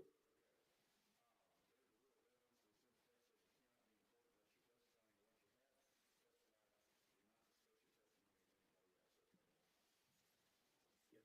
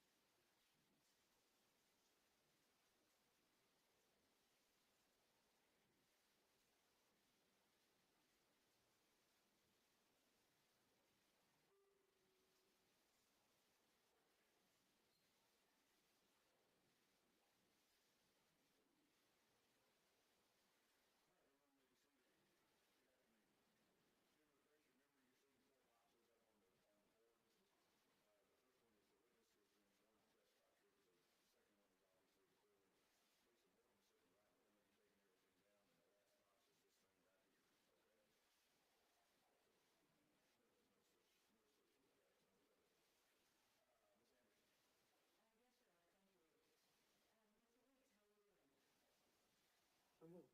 Thank you.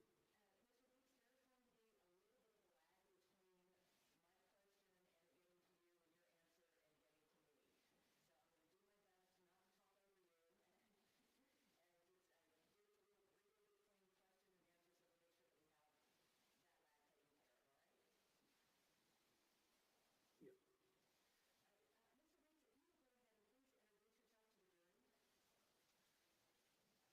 My name is Dustin Weeks.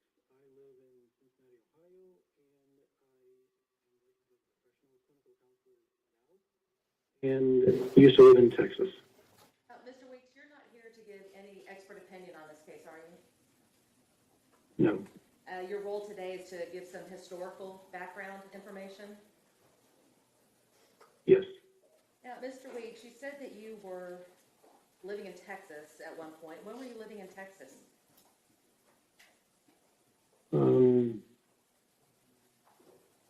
From approximately, I lived there for about 25 years, so that was approximately 1982 until about 2004.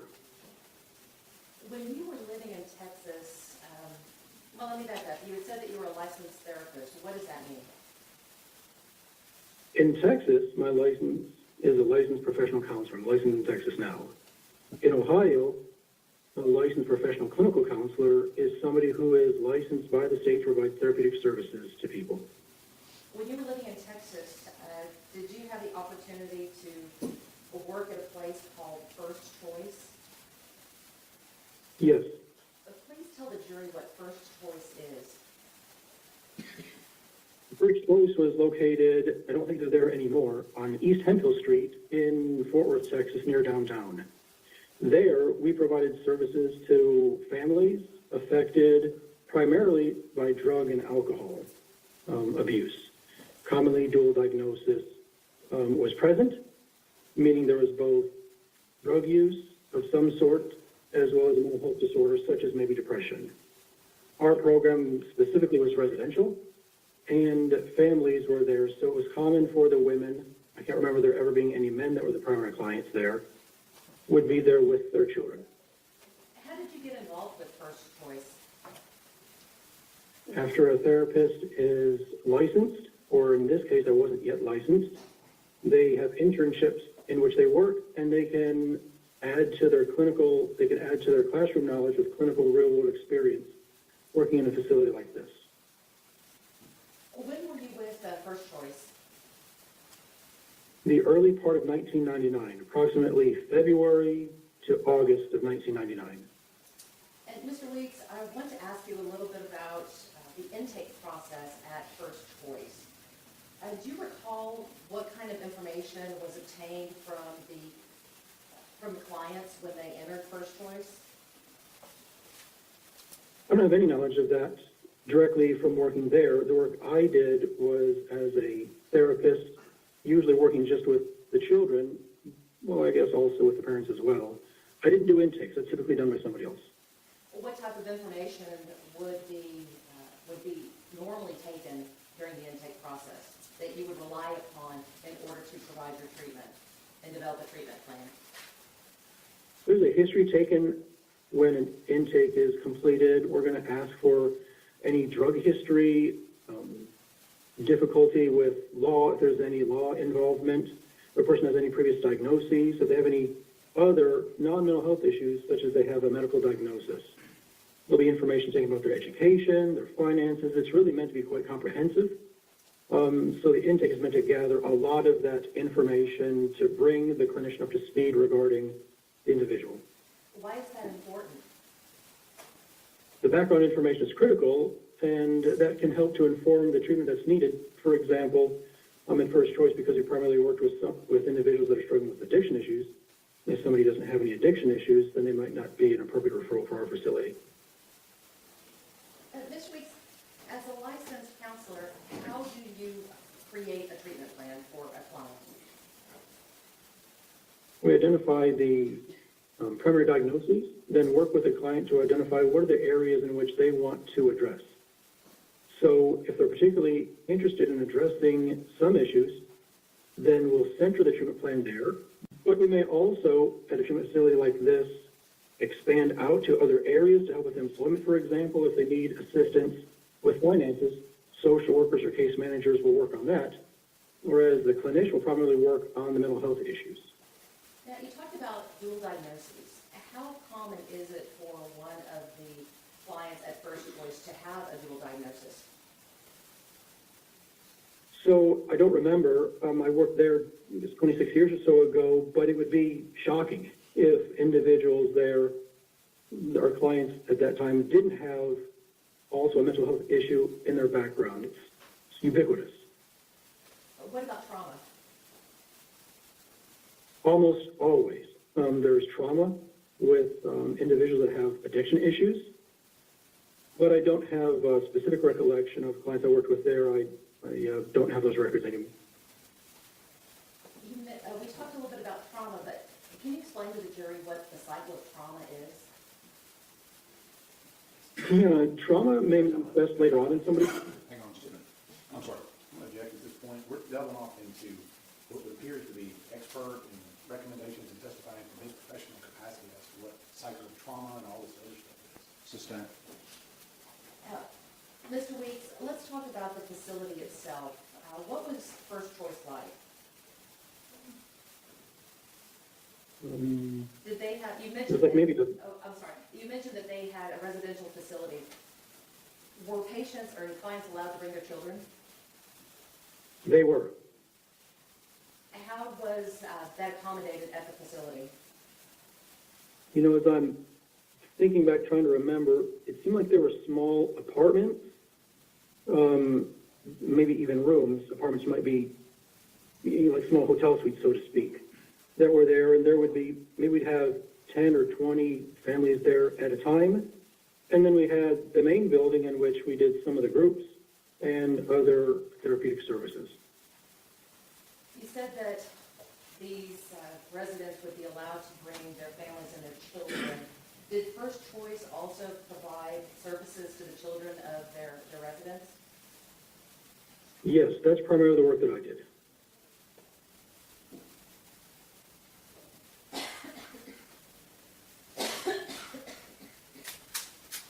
would First Choice provide services to the children? Services like play therapy, for example, or stress management could help the child, I should say, in this to be more specific, to maybe work through some issues that they encountered with the mother when they weren't in the facility. Being able to work out some of these issues may help them to manage conflict better, to have success in school better, to rebuild the relationship that, if it was damaged, it would help them to have the skills to be able to repair those relationships. You mentioned play therapy. What is play therapy? I'll object again. He's again offering from his expertise and training in this particular case. It's not actual communication. Your Honor, we're just trying to get into what he did at this facility. It is not offering an opinion. He is testifying as to what he himself did. So we are not asking him to give any opinions. What we are asking him to do is to testify as to this facility, what they did, and With Mr. Horner? we're getting there. Well, let's get there.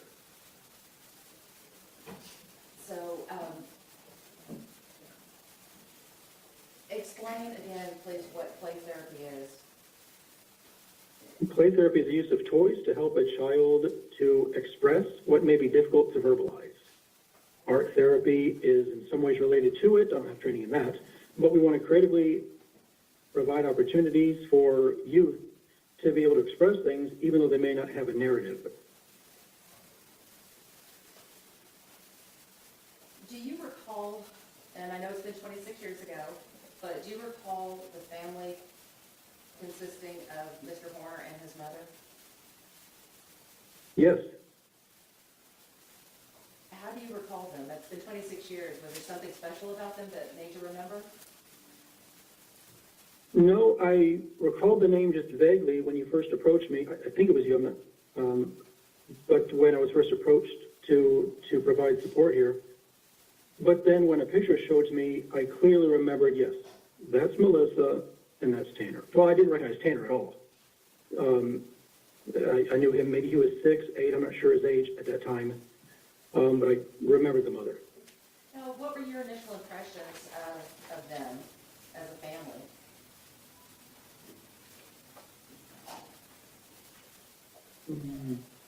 Nothing unique. I found their experience, their presentation to be very similar to the other families that were there. Women coming in who had difficulty with drugs, and their family was affected by it. Now, you said that you had remembered Melissa immediately upon seeing her photo. What was it about her that you remembered? I just remembered her face. When I saw it, I recognized her. Nothing else really jumps out. And just to be clear, in order for Melissa to be involved in this program, she would have had to have had a drug problem? I assume so. We didn't provide any other services. That was the primary function. There was an emphasis in First Choice on 12-step work. When Melissa and Tanner were at First Choice, did she seem to be motivated to work through the program and do better? I can't really recall anything specifically about her motivation level. My primary work was in play therapy with him. I assume, although I don't recall a specific session, that I would have just minimal contact with her. Well, Mr. Weeks, let's talk about your work with Tanner. You said that when you looked at the photo, you remembered the mother, but you didn't remember her son, just by looking at the photo. But after reviewing the records and whatnot, were you able to confirm that you did work with Tanner? I don't have those records anymore, and I'm sure I did. I assume I did, but it's a good question. I can't say for certain that I provided services to them. Well, you had said earlier that you had provided services to Melissa and her son. When Melissa was there with her son, do you recall Tanner acting out or having any temper tantrums while at the residence? I don't recall that specifically. It's very common, and I do assume I did work with them, although I just want to be really upfront. I can't for sure say that I had services with them. I could have just seen them in the facility, but it's not likely. I probably did work with them.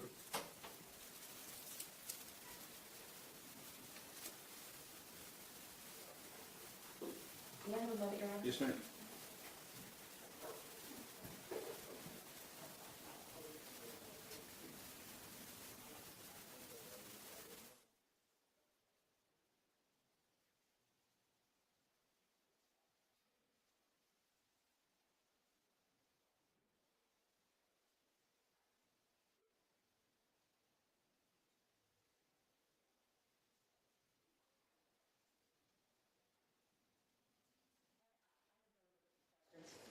You pass the witness. Yes, Your Honor. Mr. Stanton? I'm going to make sure this works. Mr. Weeks, can you hear me here? Yes. And Mr. Weeks, this place where you worked, it seems to me that you really don't have any real recollection other than remembering Melissa's face about what you did or didn't do with them in this case. Is that correct? I have, generally, yes, it is. I just have basic memories of the services we provided there, but specifics with his family, no, I don't have specific memories.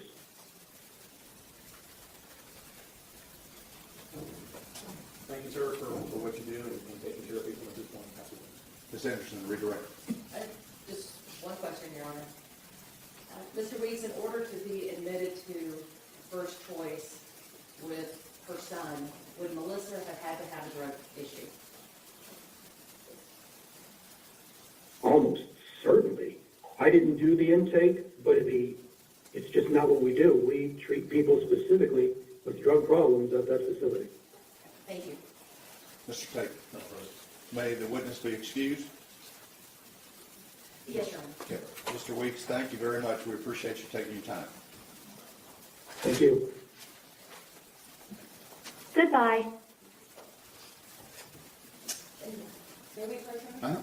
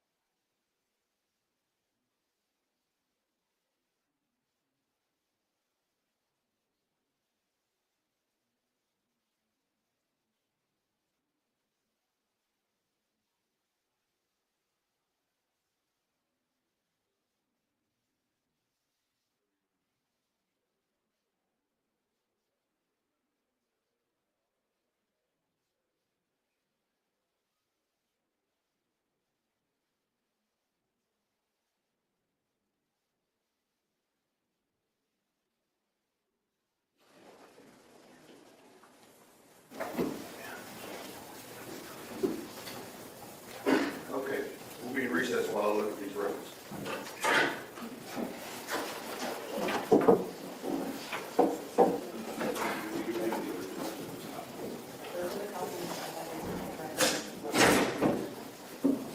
Oh, no, these are copies.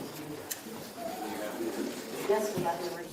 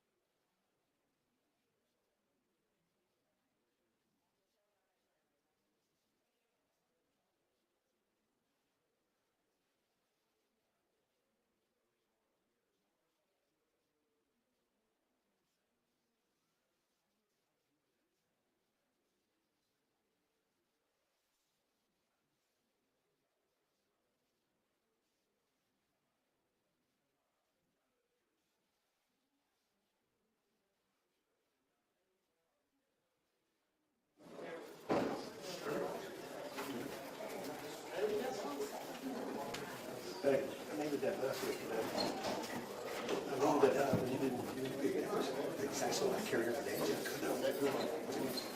I'm going to try to order probably 2 more of them. Yeah. You start greasing my palm a little bit on those 9 things, and I'll make sure you.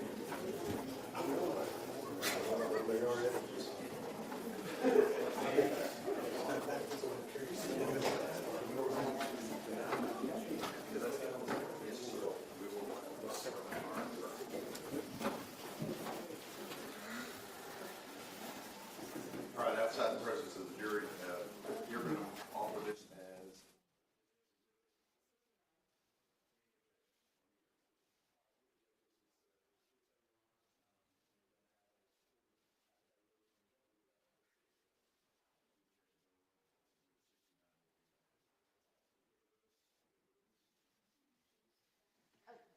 Bring the witness in first. Yeah.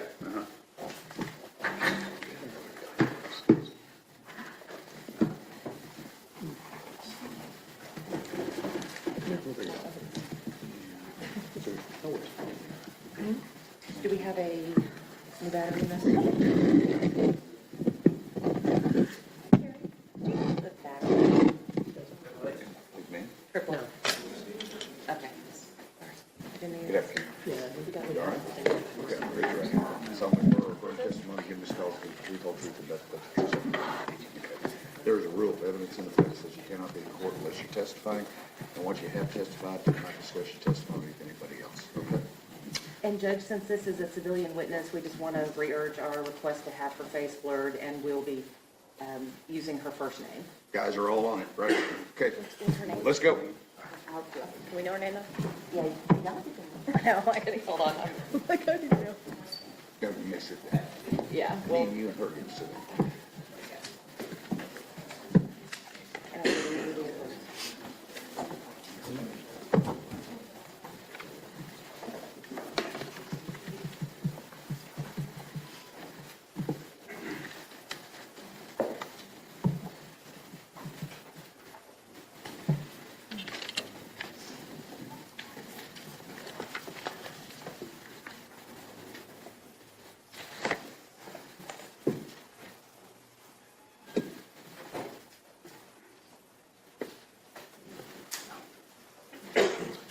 All right, everyone may be seated. We are ready to proceed. Ladies and gentlemen, this witness has been previously sworn to testify truthfully. Understand? Yes, Your Honor.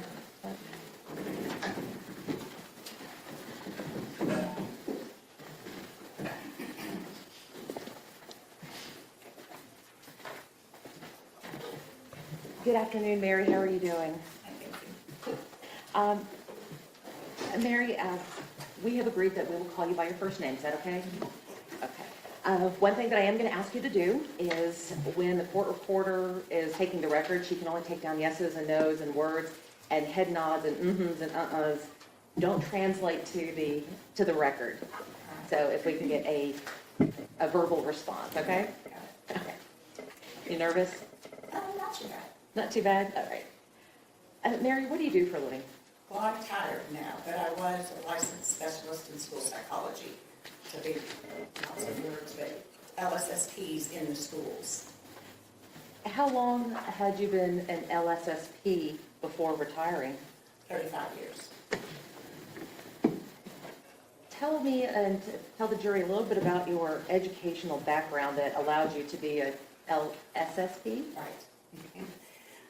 Well, I graduated from high school in '74. I went to college at Texas State University, which then the Southwest State, so that's changed too.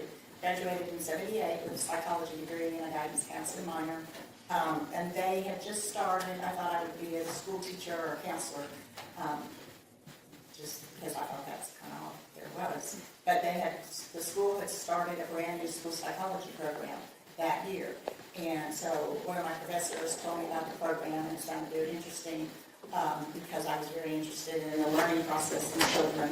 So I was able to start my master's in that program, finished it, and it was a 2-year program, but I went summers and a full year. So I graduated from there in '79, and then I got my first job as we were called psychological associates back in that day, that we did the same thing. And just to be clear, you are not here to offer any expert testimony, are you? No. Are you here just to talk about your personal interactions with Tanner Horner? Yes. After you graduated, where did you go to work? Well, I was in Houston the first 5 years of my career. Then I married and moved to Fort Worth. Then I was with ISD for 12 years. Then I went to Azle for 8 years. And I finished in HEB, Hershey Bulis Bedford ISD, the last 12 years. So I kind of hopped around a little bit. Now, during your time at Azle, did you come to know Tanner Horner? I evaluated Tanner. And during your time in the school districts at large, did you have to deal with students who had been diagnosed with Asperger's or autism? A lot in the recent last 12 years. Now, back in the Azle days or the school district before that, there wasn't a lot of high-functioning autism talked about or really identified at that time. Azle was a smaller school district. I'm sorry, I'm doing the wrong thing. You're fine, you're fine. So my memory of testing students on the spectrum, they were typically more severe students, more severe behaviors. Tanner was more unique because he... Judge, I'll object. If she's here to provide background information, but she's providing based on her expertise in this case as far as evaluation and testing, or just background information on Mr. Horner? Your Honor, because of her expertise and in her background, let's try this again. Because of her expertise, we will be asking her about the services that she provided for Mr. Horner. That's expert testimony based upon her training and experience and offering it as an expert in this case and her opinions as far as evaluating and testing him and everything else. She's not designated as an expert. I'll let her testify as to what services she provided, but she's not to render an opinion as to anything. No, Your Honor, she is not going to be rendering any opinions. However, what she will be testifying to is what her knowledge was in the service plans and the treatment plans based upon specific diagnoses. And that is not an expert opinion. That is what she has done. It would be no different from a doctor coming in and talking about their service plan. It's still expert testimony, Your Honor. I'm going to let her do it. Go ahead. You said that when you first started with the schools, you didn't see a lot of high functioning. What do you mean by high functioning? Well, high-functioning autism, people typically that are on the spectrum and on that end of the spectrum have language. Whether it's functional, how functional it is or not is a big piece of it. They typically look like neurotypical people do, people that don't seem to have disabilities of any type. So you might not notice them or pick them out as looking different.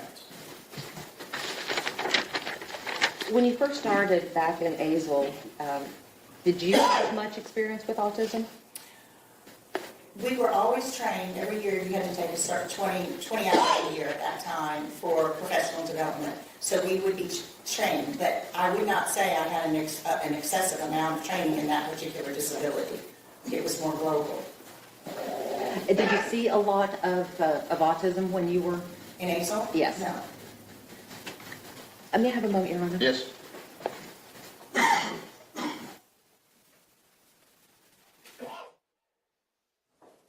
apologies.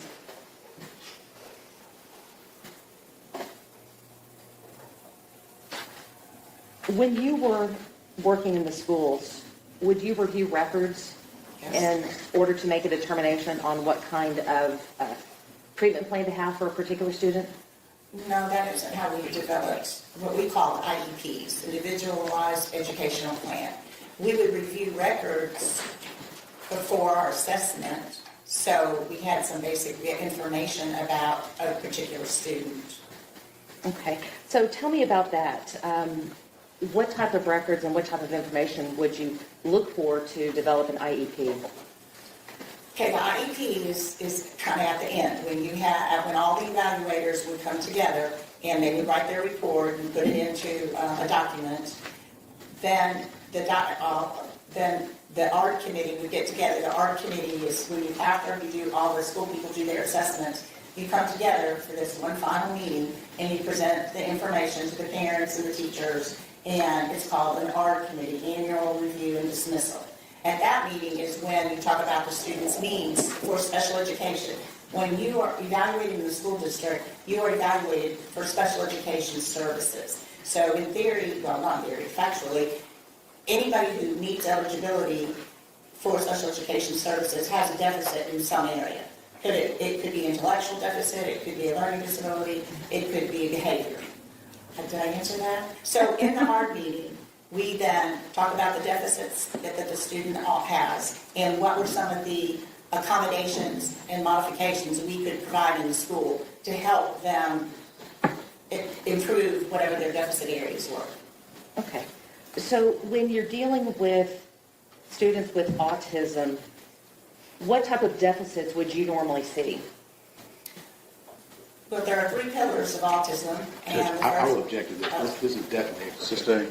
May I respond, Your Honor? No, ma'am, sustain. Mary, when you are looking at a student, would that student often have a diagnosis before they came to you? many do. Many do. So yes. And with regards to autism and students in the Azle ISD, I want to talk a little bit about behavior.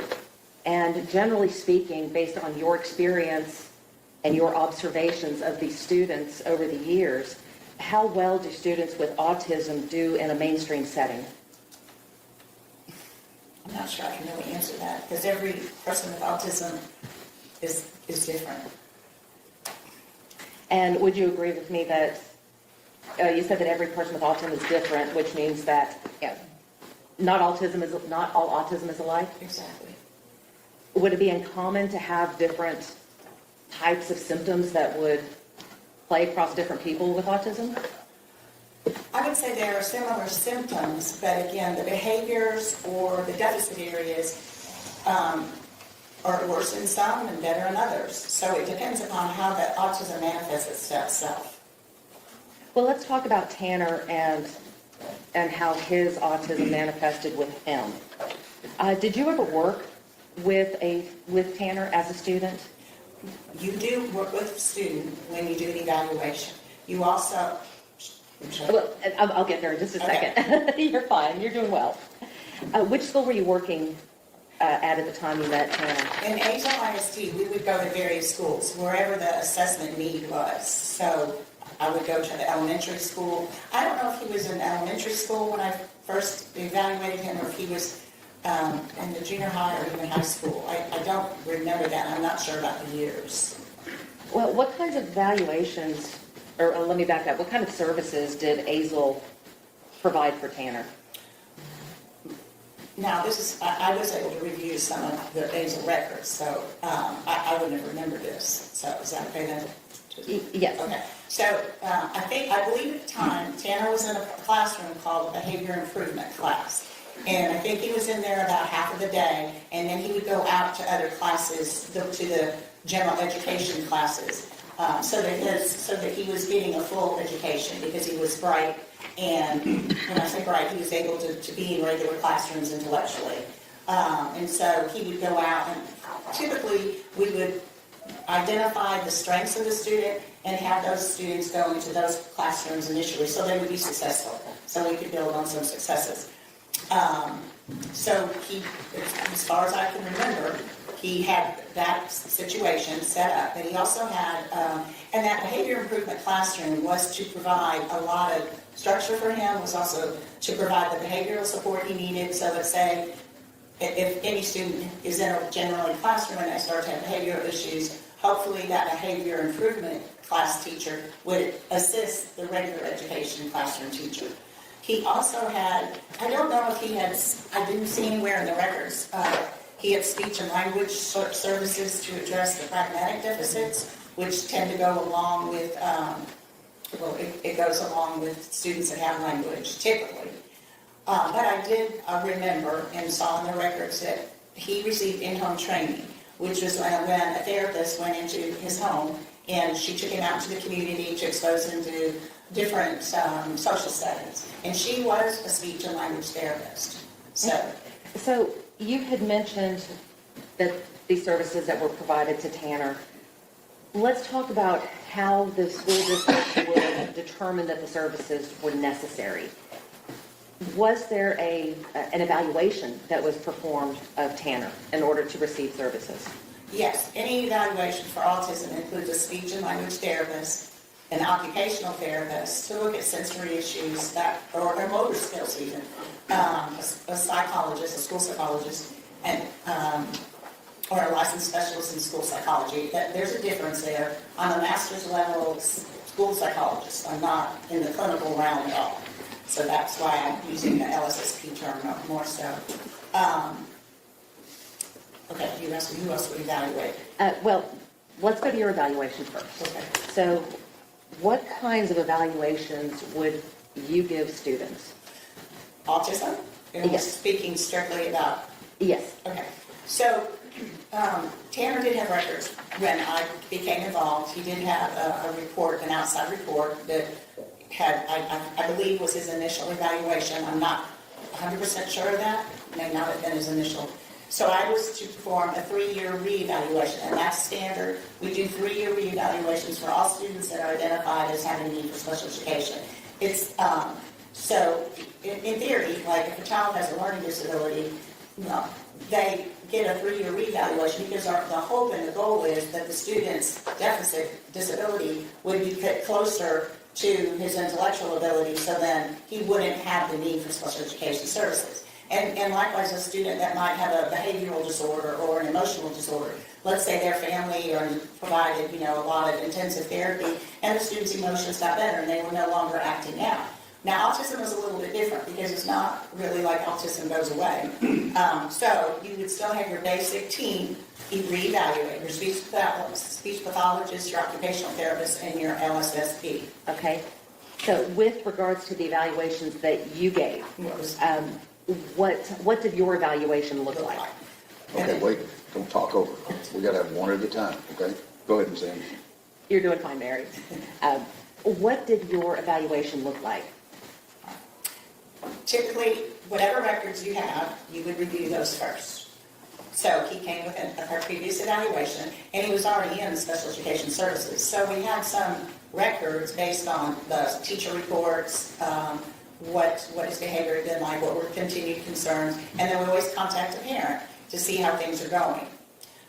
So we look for more background information. We use what's already known, and then we go to the new teachers or present teachers and get information, not just from the one teacher, but from several teachers, so you know how the student is doing in the different environments. Because then, if there was trouble in certain environments, then we would want to look at why was there trouble in certain environments.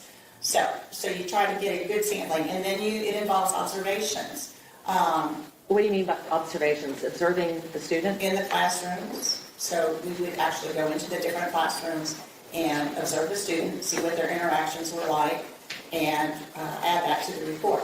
Then, and I had one follow-up question with that. Was it just in the classrooms that you did the observations, or did you observe them in any other aspect? It's often a place where students observe physical education, but it's classroom, I guess. That's another, and outside, recess is a very big one where we like to observe students' interactions. Why is it important to observe interactions in in the lunchroom or at recess? There's less structure, and the students can really relate in a more normal environment than like a typical peer would do. So you want to just see simple things like do they have good motor skills? Are they running, with a good gait? Are they uncoordinated?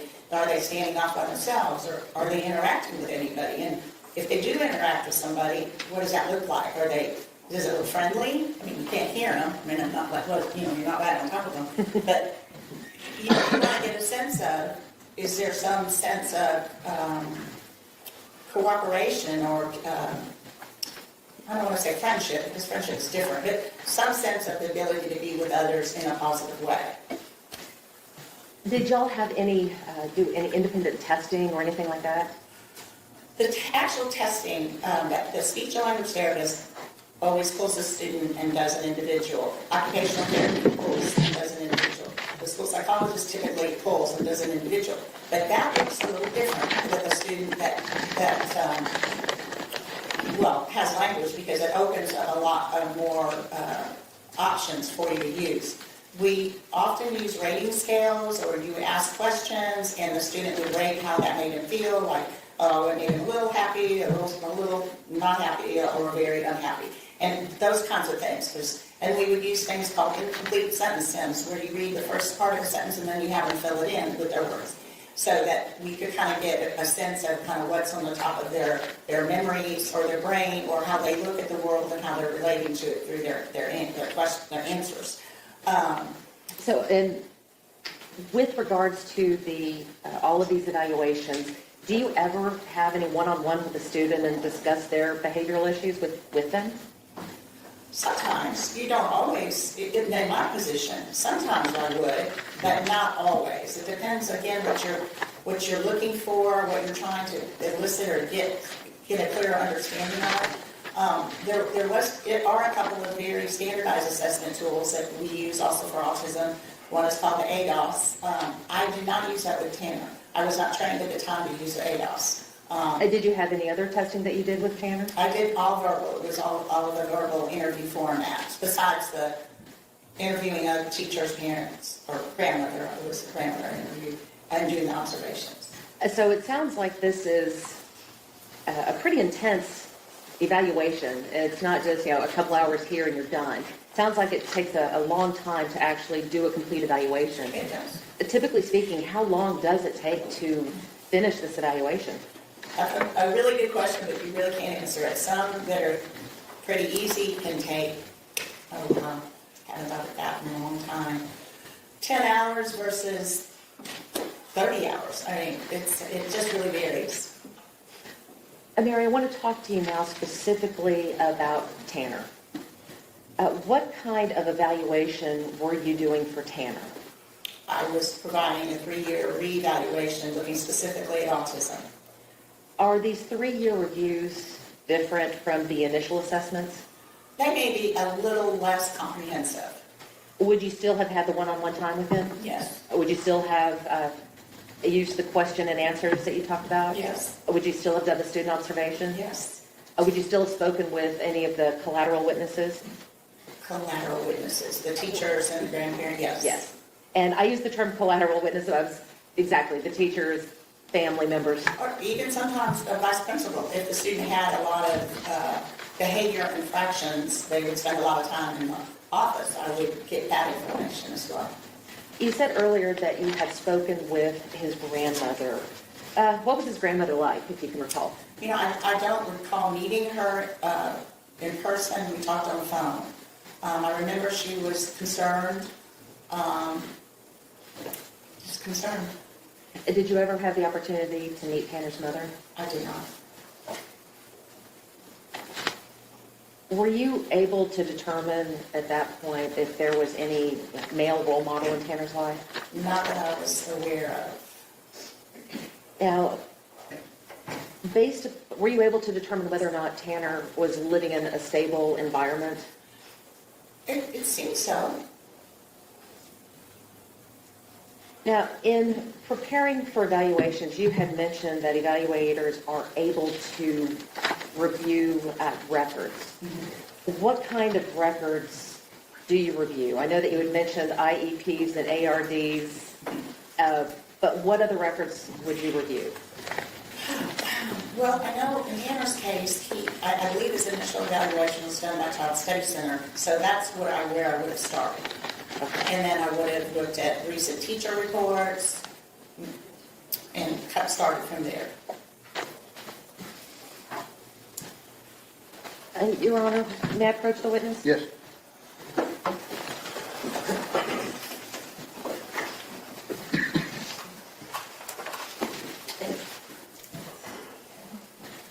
Mary, I'm going to hand you what has been admitted into evidence as defense exhibit number 69.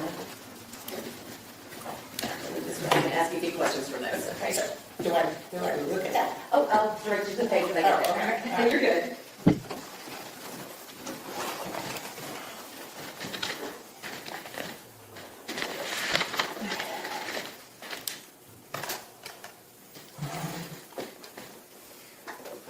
What I wanted to ask you was, based upon your evaluation, based upon your observations, based upon your interviews with the family members, speaking with the teachers, speaking with vice principals, and reviewing the records, did what you see in your evaluation, did that corroborate what you found in the records?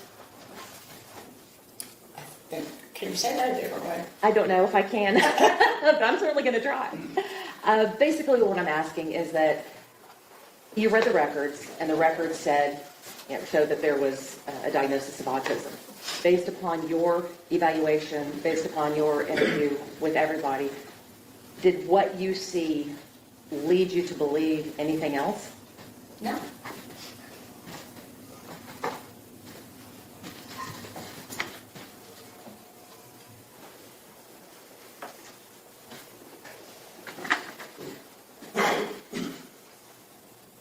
Can I get this? Now, Mary, if you would please turn to page 49 of that document.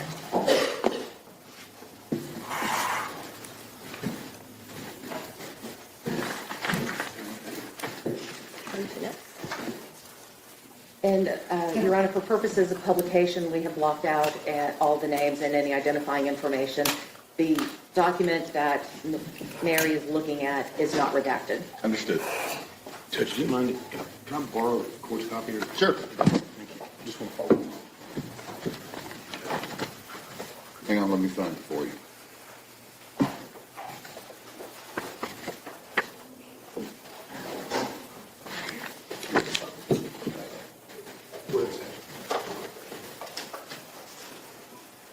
Right.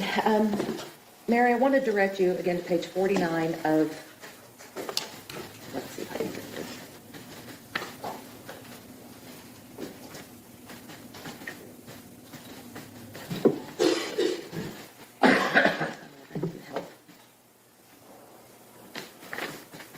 Okay.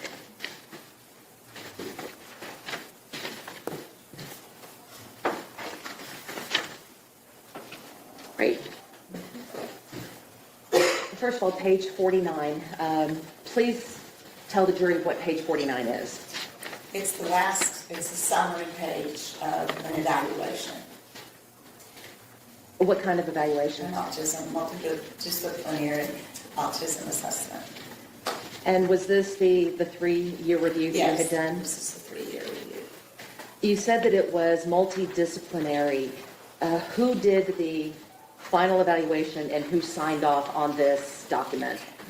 Back in that day, the speech therapist, occupational therapist, and the school psychologist did their own individual assessments. Sometimes they would all three be present with each other, and sometimes they would not be. But we would always collaborate together and talk about our assessments and the consistency and what was similar or maybe what was different. So that this is only signed by me because this particular one was just the assessment that I did. Now in the R paperwork or the IEP, everyone that were evaluators would sign that form. I want to talk a little bit about the deficits that were noted in your report. You spoke about social deficits and lack of appropriate communication. What do you mean by lack of appropriate communication? So I should have been more descriptive at that time. Again, Tanner has language and he's able to communicate. What type of language I was talking about was pragmatic language, or what's called social language. The ability to understand the meaning behind the words you say, and also to put them in, use contextual clues regarding the environment in which it's used in. So, so colloquialisms or sayings that we might say, like it's raining cats and dogs, a person might take it extremely literally and not think about the other meaning that we are attempting to say when we say things like that. And idioms that are higher level forms of language that are more difficult for people with autism. You had, in your report, you state that Tanner lacks empathy and has little ability to form friendships. What did you mean by that? Well, based on my memory, he did have difficulty getting along with others. But again, I can't explain why.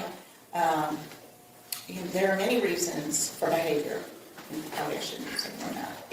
Is that uncommon with someone with autism? It's not uncommon, and it's, I guess I would say it's common, and it's not so much that all people with autism don't get along with others, because some do. Sometimes it's more limited with others, sometimes it looks a little bit different. It's just, there's a difference. When we talk about empathy, what does that mean? Empathy is the ability to feel something else that someone else is going through, to understand it through their eyes. Is there a difference between empathy and sympathy? I believe there is a difference, yes. Sympathy is feeling sorry for, or empathy is feeling those feelings within yourself and understanding them on a more comprehensive level. So when you say that someone lacks empathy, what does that look like? For in this circumstance, for Tanner and for many students on the spectrum with social deficits in this area, it would just mean it was more limited. He or she would not stop to think about how his behavior might be affecting them, or he or she may not stop and understand that the way maybe his look or his lack of a look made a person feel or do something else. Again, that connection between the way we behave or our mannerisms affect others. I don't think I answered it. I'm not really sure. Let's try again. I thought that was a perfect answer. All right, so you had noted that Tanner's ability to use language is not impaired, but the affective and relational aspects of his communication is significantly below what one would expect. I was speaking about the pragmatic deficits, which was the social language. Again, we as human beings, we pick up a lot through intrinsic ways, by observing others or hearing others or watching others. And so pragmatic language is not necessarily taught. It is inferred and it is learned through if you have an ability to socially relate or socially understand. So that's what I meant by it's more limited. We talk about poor eye contact. Why is that important in a diagnosis or in a diagnosis? It's just another behavioral symptom that can tend to be common. It can, the eye contact is typically more limited, or it can be, we often say it's fleeting. Sometimes they have eye contact, sometimes they don't. So it's just a more typical symptom of autism. You had also noted that Tanner has possibly a sensory issue, especially in the area of his own personal hygiene needs. What did you mean by that?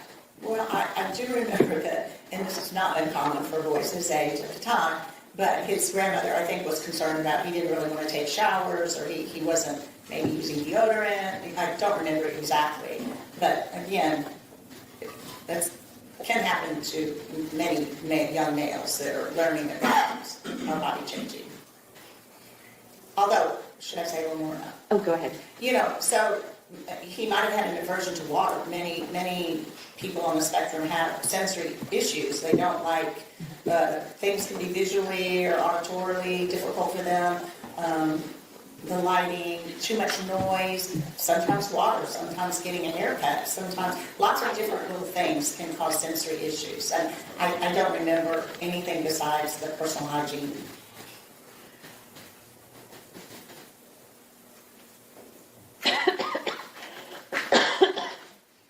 You note that Tanner is very rigid about change. What did you mean by that? Again, that's a fairly common symptom. I wish I had put more explanation about that. But transition, changing from even classroom to classroom, or maybe from doing a preferred activity to a non-preferred activity. In schools, that happens a lot because teachers are constantly having to change whatever they're trying to teach at the moment. Many students on the spectrum have almost like a hyper focus for a short time, and if they're not ready to move on, they're not ready to move on. So you may encounter a little resistance in terms of, no, I'm not finished with that, and just not having cooperation in that sense. Now, with regard to the sensory issues, is it uncommon for people like Tanner to have sensory overloads? It's not uncommon. And did you ever see, Wait, again, expert testimony continuing. Well, sensory overload, I sustain the objection. did you ever see Tanner have a sensory overload? I do not.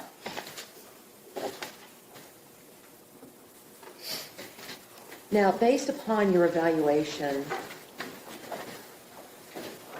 you had noted that Tanner continues to exhibit a mild form of Asperger's disorder. What do you mean by mild? Well, first of all, now we don't call it Asperger's. That was changed. It's just part of autism. And now it is categorized by the severity level, 3 levels of severity. And so Tanner's severity would have been 1. Now, at that time, his severity level was like a 1 because he was able to function in a regular education environment with some special education support. So that, and go out and, order a burger possibly, or do what we would expect all of us do. Doesn't look different, he doesn't exhibit the flapping or the staring or any of the more unusual when you move up the levels. Is a mild form of autism still autism? It is. To your knowledge, do the school districts still use the terms mild, moderate, and No. what do they use now? If they address it at all, they talk about the levels, I believe. I've been retired 5 years, but. And reflecting upon your notes and in preparation for everything this week, again, did you have a chance to look at all the records? Yes. Now, based upon your review of the records, how confident do you feel about the treatment plan that you had recommended for Tanner? For that time, I think Tanner had a very good treatment plan. That's still my recollection. He was not someone I heard of a lot, or maybe not often at all. In a smaller district like that, being in my position, I would hear of students that were struggling more. So, not that doesn't mean he didn't struggle, but he was in an environment where you expect there would be some struggling, and it was to be dealt with on that level. So your recommendations in this case were, it's recommended that Tanner continue with his current programming and instructional arrangements since it appears to be meeting his needs. Right. Do you know if that continued? I can't say for a fact that it did. I don't know what happened in my school. And you also had noted that you felt that Tanner would benefit from ongoing training of adaptive social skills and problem-solving strategies for peer interactions. Why did you make that recommendation? Because he had a lot of difficulty getting along with other students, other peers. He was better with adults, although there was some argumentativeness. But again, that was more in the classroom when he was dealing with probably doing things he didn't really want to do. And did you ever see him get aggressive? I did not ever see that, no. Was it ever noted in any of the documents that you reviewed from the school district that he ever became aggressive? Well, I did notice that one of his goals was to decrease temper tantrums. I'm trying to think. There might have been something said about decreased aggression, but it wasn't clearly defined what that looked like. You mentioned overload, and you just mentioned tantrums. Based upon your observations, can those look the same? overload and tantrums look the same? Can one lead to the other?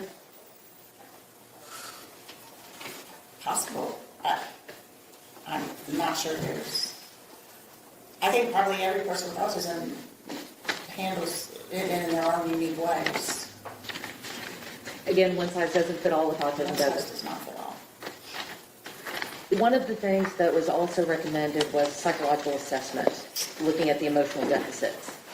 Why would you recommend a psychological assessment? Good question. I wondered that too, but then I remember that I probably wanted more information about him emotionally. I knew there were struggles emotionally, but I didn't really understand the why. Do you recall why you would have recommended that he be under the care of a psychiatrist? Well, for medication management, because that typically, I mean, you can get it from a regular medical doctor, but many medical doctors are not comfortable prescribing medications for children and or to students on the autism spectrum. So that's why I felt like a psychiatrist would have been a better caregiver. Now, Mary, I want to turn your attention to Azle ISD specifically. At the time when you were there, did Azle ISD have a lot of students diagnosed with Asperger's or autism? I would say not a lot. So what does that tell you about Tanner's symptoms if Azle ISD had noted the autism diagnosis in the records? Judge, I'll take that to call for an expert opinion from her. Sustained. As a person working in the school, when you see an autism diagnosis, what does that mean to you? Judge, I'll still object. That's going to call for her expertise to be able to define what that is. I'll let her answer that question. Okay, repeat the question, please. Working in the school, knowing that Azle ISD did not have a lot of students who were diagnosed with Asperger's or autism, what did it mean to you when you saw that diagnosis in the records that you were reviewing? I don't know what it meant to me. It just meant that we had a student that had significant deficits in several areas. Did Azle ISD have specific special education classes?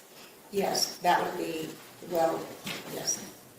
And were there any special education accommodations that Tanner received while in Azle? I'm sure there were, but I don't have that in the records and I don't remember it. Okay. Now, you had mentioned something earlier about in-home training. Right. To your recollection, did Tanner receive in-home training? He did.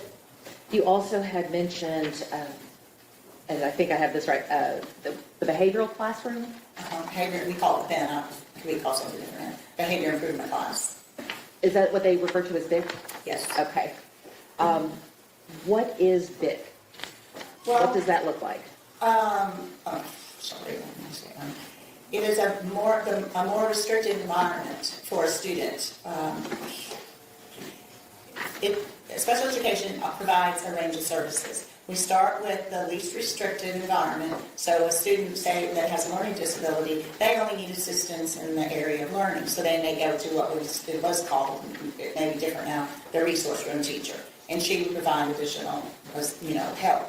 So then the continuum of services increased all the way up to a self-contained classroom, which is where a student would stay in that classroom all the time. Now, the behavior improvement class was originally a self-contained classroom, but the goal was always to get students to be mainstream, to go out to other course classes, so that eventually they would all be in general education. If their program was successful, they would all be in the general education classrooms. So how does a student who was in BIC transition to a general education classroom? By appropriate behaviors and based on their IEP goals. And so if the IEP goals are met and the behavioral modifications have been successful, then a student can go from that self-contained classroom back to a general? Eventually. It's not a quick system, but yes, usually one class at a time. See, is there success? There is. Second class is out. Success, yes, there's enough success. And so on. I believe you just used the expression class out. What is class out? It would be a general education class.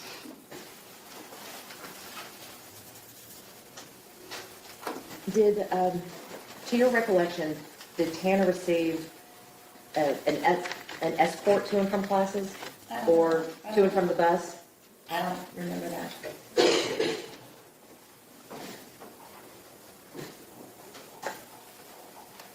Would you consider the big classes? Was it me this time? It was the defense, it's the state's turn this time. These big classes, would you consider them to be a structured environment? Period. Why do you say that? Well, it was a much smaller student-teacher ratio, maybe, let's just say 10 students versus 20 or so in a general education classroom. This is many years ago, of course. Now we have many more students in classes typically. Sorry, I keep saying that. So each student has their own IEP, so that teacher has to be very structured as to make sure that each of their students is getting the type of accommodations and recommendations that he or she needed to provide for each of those students, and it'd be pretty timely also. And there should have been positive reinforcement for appropriate behaviors, and usually a loss of points or loss of privileges if there was a significant negative behavior. Now, based on your observations at the big classrooms, did the students with autism tend to do better with the structured environment? I can't answer that because I don't remember, but again, there wasn't a lot of students identified with high-functioning autism that I remember. Do you recall if Tanner did better in that structured environment? Well, just based on what the records say, and then that 3-year reevaluation, it seemed to be providing him some positive regarding school. 1 moment, Your Honor. Yes, ma'am.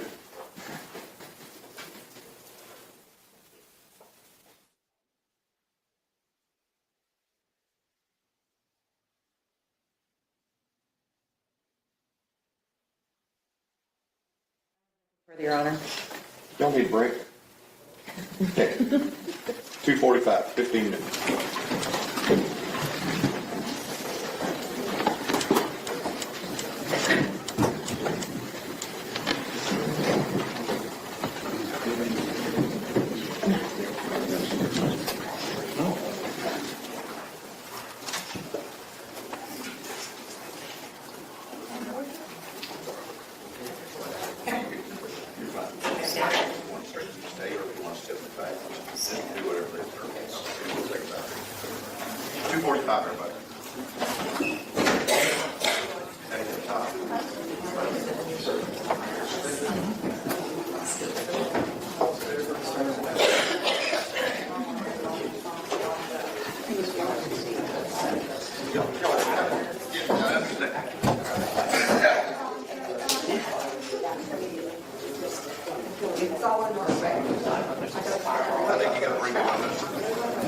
I'll be late, but I'll bring at least one of them. All right. Oh, you got it, yeah, we got the benefit of these.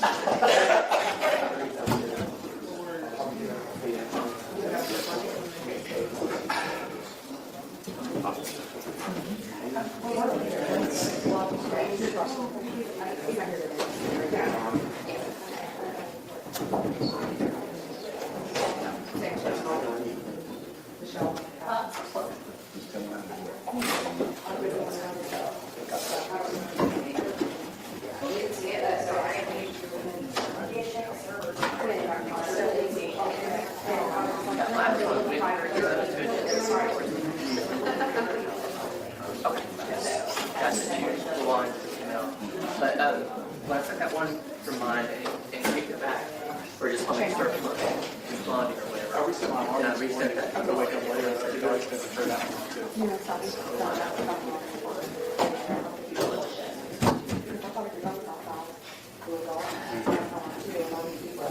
Yeah.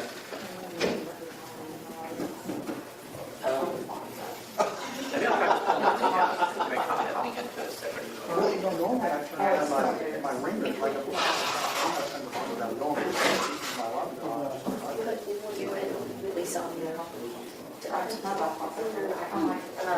It's to do with that Steve Mountain thing.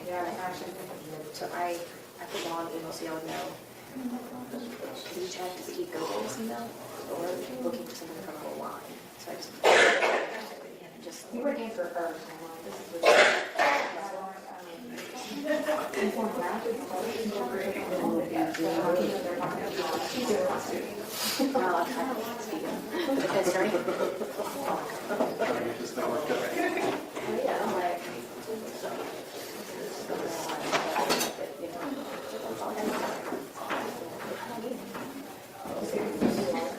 I don't know. Just send us some Dropbox link. Well, that's a problem. Well, it may be getting called by a problem because it's Well, I know, that's why. But Stephen should be able to find it and push it through. Which why I don't have to go really well with travel, but much I didn't really sort of see it. Well, because Steve sends me, I was like, I'm not seeing anything come through delivered to you guys from his email address. It's like people want, not from her. So that's well, yeah, that's why I just sent that to you. I sent it to you and was like, yeah, you were the one texting me, so I just put that down. Yeah. So she starts texting you and asking questions, that's what that's about. And that's why I put her on there, because I think it needs to be done to check a different email address to see if something got stuck for us. The bylaws, you should be able to see anything that comes through. It doesn't have to know specific service. Well, Steve, he's normally got some control. But I don't know if they've been working on our actual dispatch.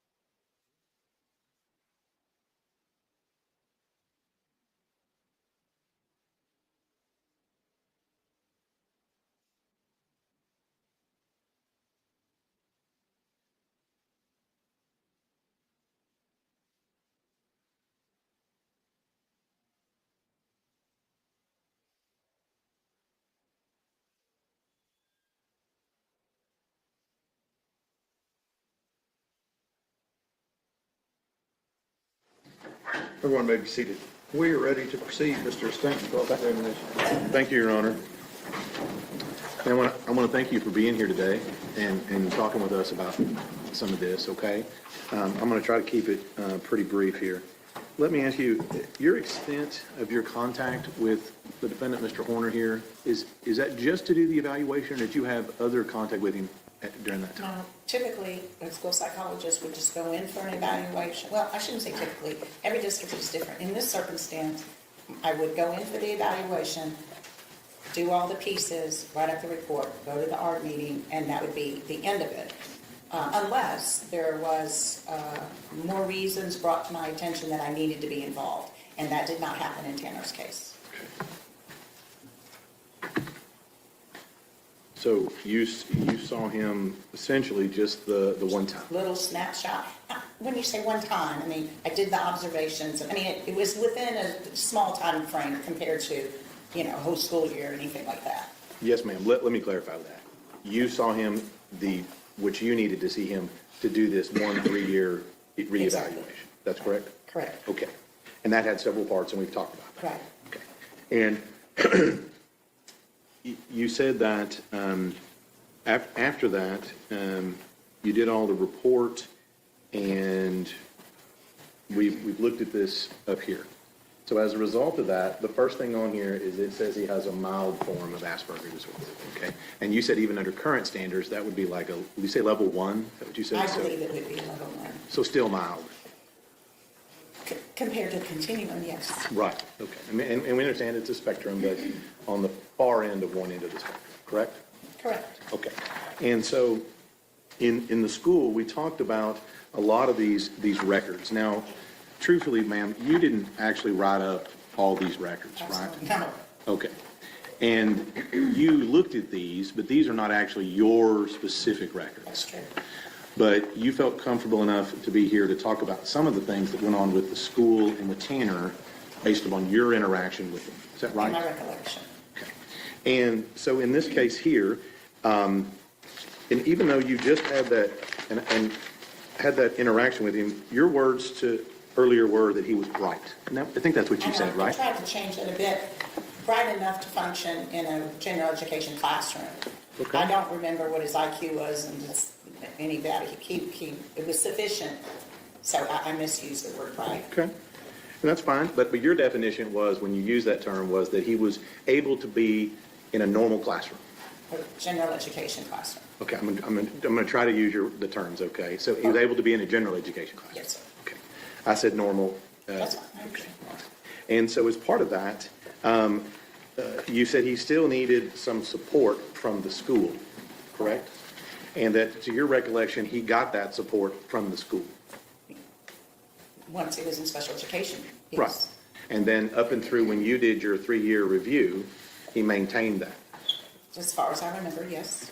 But still in a general education classroom? I don't remember that part. I don't know how much special education he was still involved in. It could have continued all the way through high school. I don't have any memory of that, or that wasn't addressed in any of the records. Okay. At least that I saw. But based on what you're saying here, it wouldn't surprise you if he graduated high school normally? Well, it wouldn't surprise me when you say normally. You can still graduate from high school and you have a lot of special education support. But I don't know what that looked like. You're right. Yes. Now, during this time, it's my understanding that you had some contact with his grandmother. Is that right? That's right. And at that point in time, was that your point of contact for him? With the family. It was. I understood. You want me to? No, go ahead. That his mother was in and out of his life, and that did cause him a lot of. The grandmother felt like that was a big trigger for his emotions. Right. And so, as a result of this and what you did not get re-involved with Tanner Horner at any time after you did this. No. And I think you said that he was, and I'm going to use one of my terms here, is he really wasn't on your radar in the school. That's true. Okay, because you said there were some kids that I think you said you would hear about. Right. But in the office, when the other evaluators or other special education personnel would say, oh, you need to check on so-and-so, or someone, this teacher might need you to talk with them. It would be that kind of a thing, Right. And he wasn't on that. not that I recall. And so we worked through this. You talked about some of the records here. Do you remember in here, you said he was getting behavior improvement? The class, Yes, he was getting some form of behavior improvement training. they were supposed to be providing social skills supports and training in the behavior improvement classroom. That's part of the program. Okay. And to your knowledge, based on this, was he receiving those services?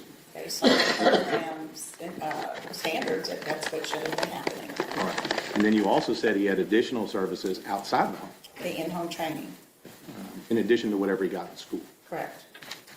And I think you said you didn't remember the details of it, you just remember that he got it. And that I saw the summaries that the provider had written up about how some of the sessions had gone. Okay. All right. And so, all right.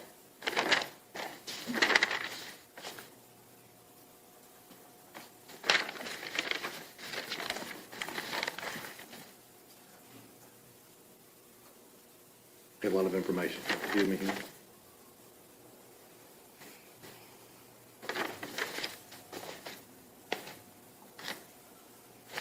And when you looked at these records, did you note in here that some of the training and information and things he was getting were providing positive improvement for him with regard to his behavior? I don't know that, that's a hard question. I'm assuming it provided some positive direction for him, but it's not a quick fix, any of these deficit areas. So we take a lot of training and repetition. So I'm sorry, I don't quite, maybe restate the question, Okay. possibly. Well, in some of these records, do you note that whatever training he is getting in his classroom is having positive results? I don't remember seeing anything specifically from the classroom. The notes I remember seeing was from the in-home training. Now, Okay. maybe I didn't, I don't know, missed those Well, let's just notes. talk about that then. So in Okay. the in-home training that he was getting, did you note in there that it was having a positive effect on him getting the in-home training? There were times that he had a positive interaction with the in-home trainer when they would go out to the community. There were a couple of times, though, where he had some struggles, such as, I believe there was one time when a friend was over or around, and they were doing a game, and Tanner's mindset was that the game should be played a certain way, and that wasn't what was happening. So there was frustration level there, and that was one of the skills she was working with. Right. And a lot of the stuff you're seeing here and some of the behavioral issues, they don't all have to be tied to autism, do they? Think about that a second. I would say that things like turn taking and learning to share and learning to cooperate with another, those are skills that are typically, we try to teach our preschoolers that. So essentially by elementary school, we should have a pretty good repertoire of what that looks like, and then you begin to make friendships. I believe that Tanner was late in developing those abilities. I don't want to say skills because I don't know how far he really got developing the skills based on what services were provided. Because also, may I add one more thing? Go ahead.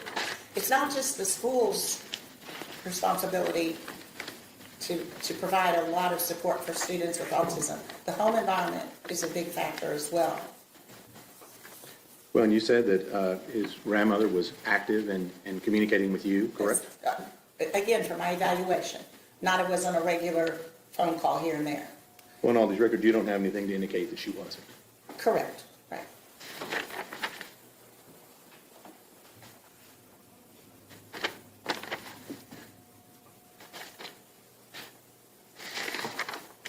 Last thing I'm going to talk to you is you talked a little bit about lack of empathy, right? Yes. And lack of empathy doesn't always exist in individuals with autism, does it? It looks different. They do. Many people with autism have empathy, but it may look different. So it's not really an all or nothing. It's more of a some do, some don't. But there's other things that could cause that, personality disorders, oppositional defiant disorder, there's other things that would cause some form of lack of empathy, right? Well, I didn't have knowledge that those were factors that I would need to consider or look at the time. Okay, but you'll agree with me, there's other conditions besides autism that could cause that. Can cause trouble with Lack of empathy, if it exists. I agree. So and I just want to summarize here, what it seems like here is that at Azle ISD, they were providing him the services, to the best of your recollection, through the time that you quit seeing him, that he needed at that time, based on your recommendation. Not based on my recommendation, based on that's the law. And for him to continue to receive those services, he had to have a need. So there was obviously still a need, so he was still receiving services to some degree. What degree that was, I can't talk about that because I don't know.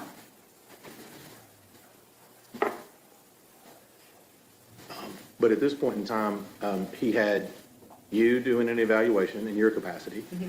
He had a speech therapist Should have, working with him. yeah, He had a special classroom working to help him. yes, He had in-home stuff also working to help him. right. And I think you said there was another possible professional in there besides the ones I Well, I listed? mentioned an occupational therapist, but I don't, there's nothing about that in the records, but that's one of the standard assessments typically. It sounds like to me that he had a whole team working for him in school. Is that right? I believe he did. That's a witness, Sean. Redirect, and you may redirect. Thank you, Your Honor.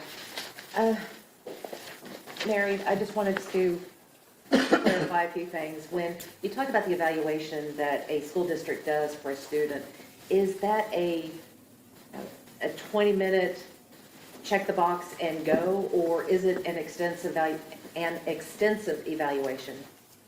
Well, every evaluation is different depending upon what you need to provide the data necessary to meet the criterion for the disorder or the disability. So, some are quicker than others. Autism is not typically a quick, easy evaluation.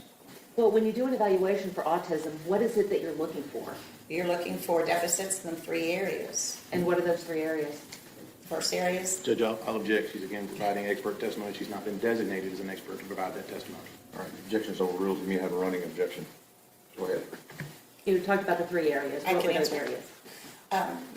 language, social relating and emotional responses, and then sensory and specialized interests. What is it about those specific areas that, why is it important to look for deficits in those areas? Well, those are the pillar markers of autism, so you would expect to find deficits in all 3 areas to some degree. And if there are no deficits in all 3 of those areas, would that result still in a finding of autism? Not necessarily.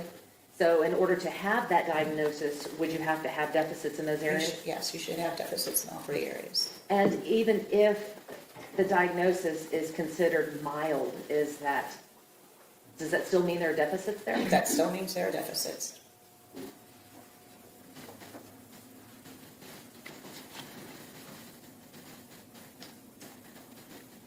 When we talk about students with autism, what type of symptoms would you expect to see in those students? Well, again, it's a very wide range depending upon the severity, their intellectual level, how many impairments they have in each of the areas. Having language is a positive thing, but it's more limited. So you might not see as much with that in the language area to the untrained eye, and even the trained eye may have to provide special assessment tools to really get an assessment of how big the deficit is. And that's what I talk about, pragmatic language. Speech therapists work very hard at providing a lot of information for assessments, and I wish we had one of those. I'd be curious myself about that. The the social relating piece and emotional response was obviously a big one for Tanner, because I think that behavior disruption was probably one of the reasons he was initially evaluated back at his very first evaluation. And I don't think he was initially identified until he was about 9. So something was showing up in him that they weren't sure what was going on, and they had this evaluation, and he met all 3 of the pillars, even the sensory or the special interests. I don't know, I don't remember what his special interests were, if he had any. So he did meet that eligibility. So there was something going on that was significant enough that he did meet that criteria, and not until he was 9. But that is not that unusual for people with language. Their behaviors can be misunderstood, and it can look like oppositional defiance, but maybe there's something driving that behavior. Well, let's talk about oppositional defiance. During your evaluation of Tanner, did you diagnose him with oppositional defiance disorder? No. Did you diagnose him with any personality disorder? No, but I was not, that was not my task. My task was to look at a 3-year reevaluation specifically for autism. If you had seen anything that could lead to a diagnosis of ODD or personality disorder, is that something that you would have noted? Yes, if I saw anything that led me to believe it wasn't autism, but also some of those conditions are not easily identified until a student or a person is a little bit older in life. Oppositional defiant disorder, they're usually consistently oppositional and defiant, not just in this environment and not in that environment. It's a pretty global behavior. So if someone has oppositional defiance disorder,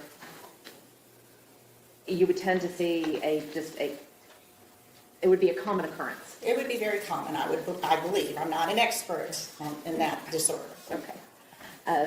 Then I won't ask you any other questions on ODD. Okay. But you had talked previously about sensory overload. Yeah.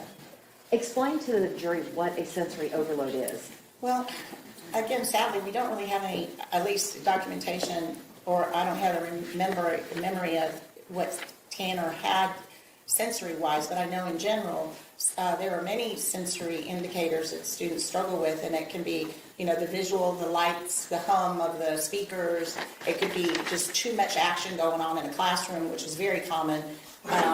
It could be, that's why we also do a lot of observation in the PE, physical education, and in the lunchroom, because there's a lot going on in those environments, and students can get very agitated in those environments if they have deficits in the sensory area, if they get overloaded with that kind of, with those issues. Well, with regards to noise overload,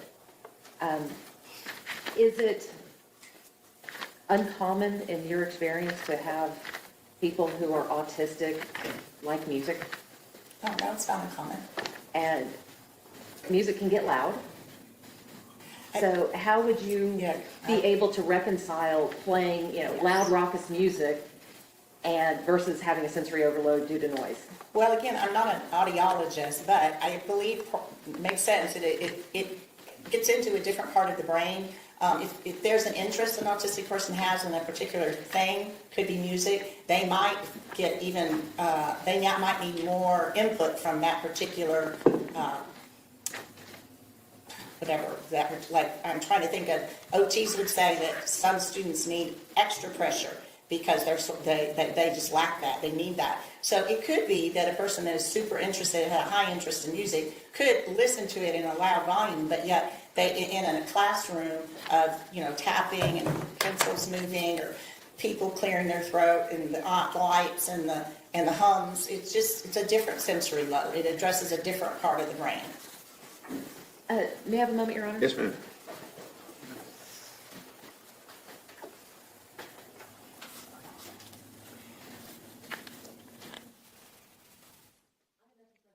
Mr. Staple. And we talked just a little bit about sensory overload here. You're not saying that you didn't test Tanner for that. You don't know anything about if he's affected by that. Right, and that's typically the occupational therapist who looks at sensory issues. And that, you said, it could be things you said within a classroom and things of that nature. Could be in a classroom, could be in the lunchroom, PE room, and the art room. It could be at many places. And you said that's a sensory problem. right? It could be. And he said everything from tapping to noise, maybe someone screaming. Well, someone screaming, you would think would hear a little, You would think would create some form of sensory issue. I don't know that I can answer that. I was thinking, focusing on educationally, what would be some sensory issues that would impair him. And the last thing I'm going to ask you about, in the first couple of pages, you've got your records there in front of you, right? Yes. And even as, I'm going to encourage you to page, I think it's the fourth page in here, but back in 2002, there's a note even as far back as 2002 where it says behavior reported by parents. You see that on there? Page 4, Yeah, the fourth page, and I think what you have. it's a checklist. Yeah, it looks like this. 10-2-02, behavior assessment, intervention plan. Oh, yes, I see it. And it says here, behaviors, back in 2002, reported by parents, quick to anger, is that right? Yes. And then also reported by school staff, quick Quick to anger. Yeah, I see that. And then as we flip through these pages, you'll agree with me after your review, there's several indications where that Tanner has indicated even as far back as 2002 that he's got anger issues. Correct. Pass the witness, Ron. Ms. Anderson? Is it uncommon for people with autism to be quick to anger? Again, every person with autism is different, but I would say it's not uncommon. Nothing further, Your Honor. Mr. State? Nothing further on. May this witness be excused? It's fine No with me. objections. Thanks, ma'am. Leave those there.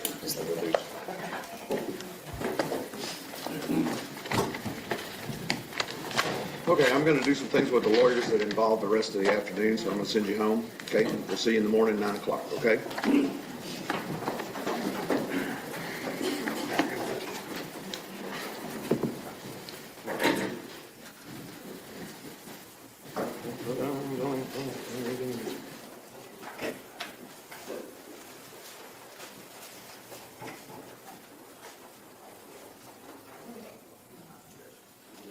Yeah, we're done. Okay.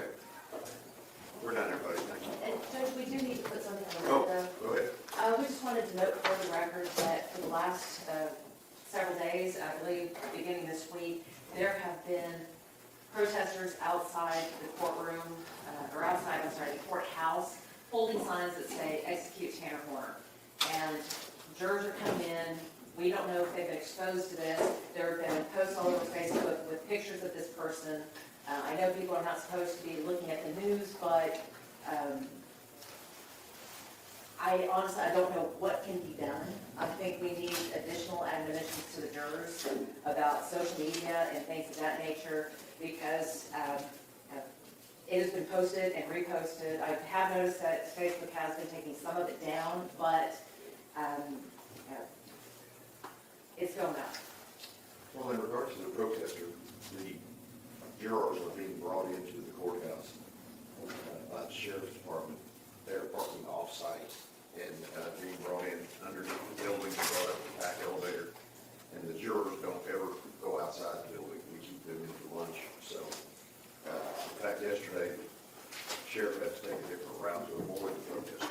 So we're good with that. And I will continue to admonish the jury about social media and public. And Judge, it was brought to my attention that in this case, it was Ms. Gandy who had posted one of those pictures of the protester with a sign. Help me out, okay? I wasn't protesting, no. I understand. But remember, we're just trying to get through, okay?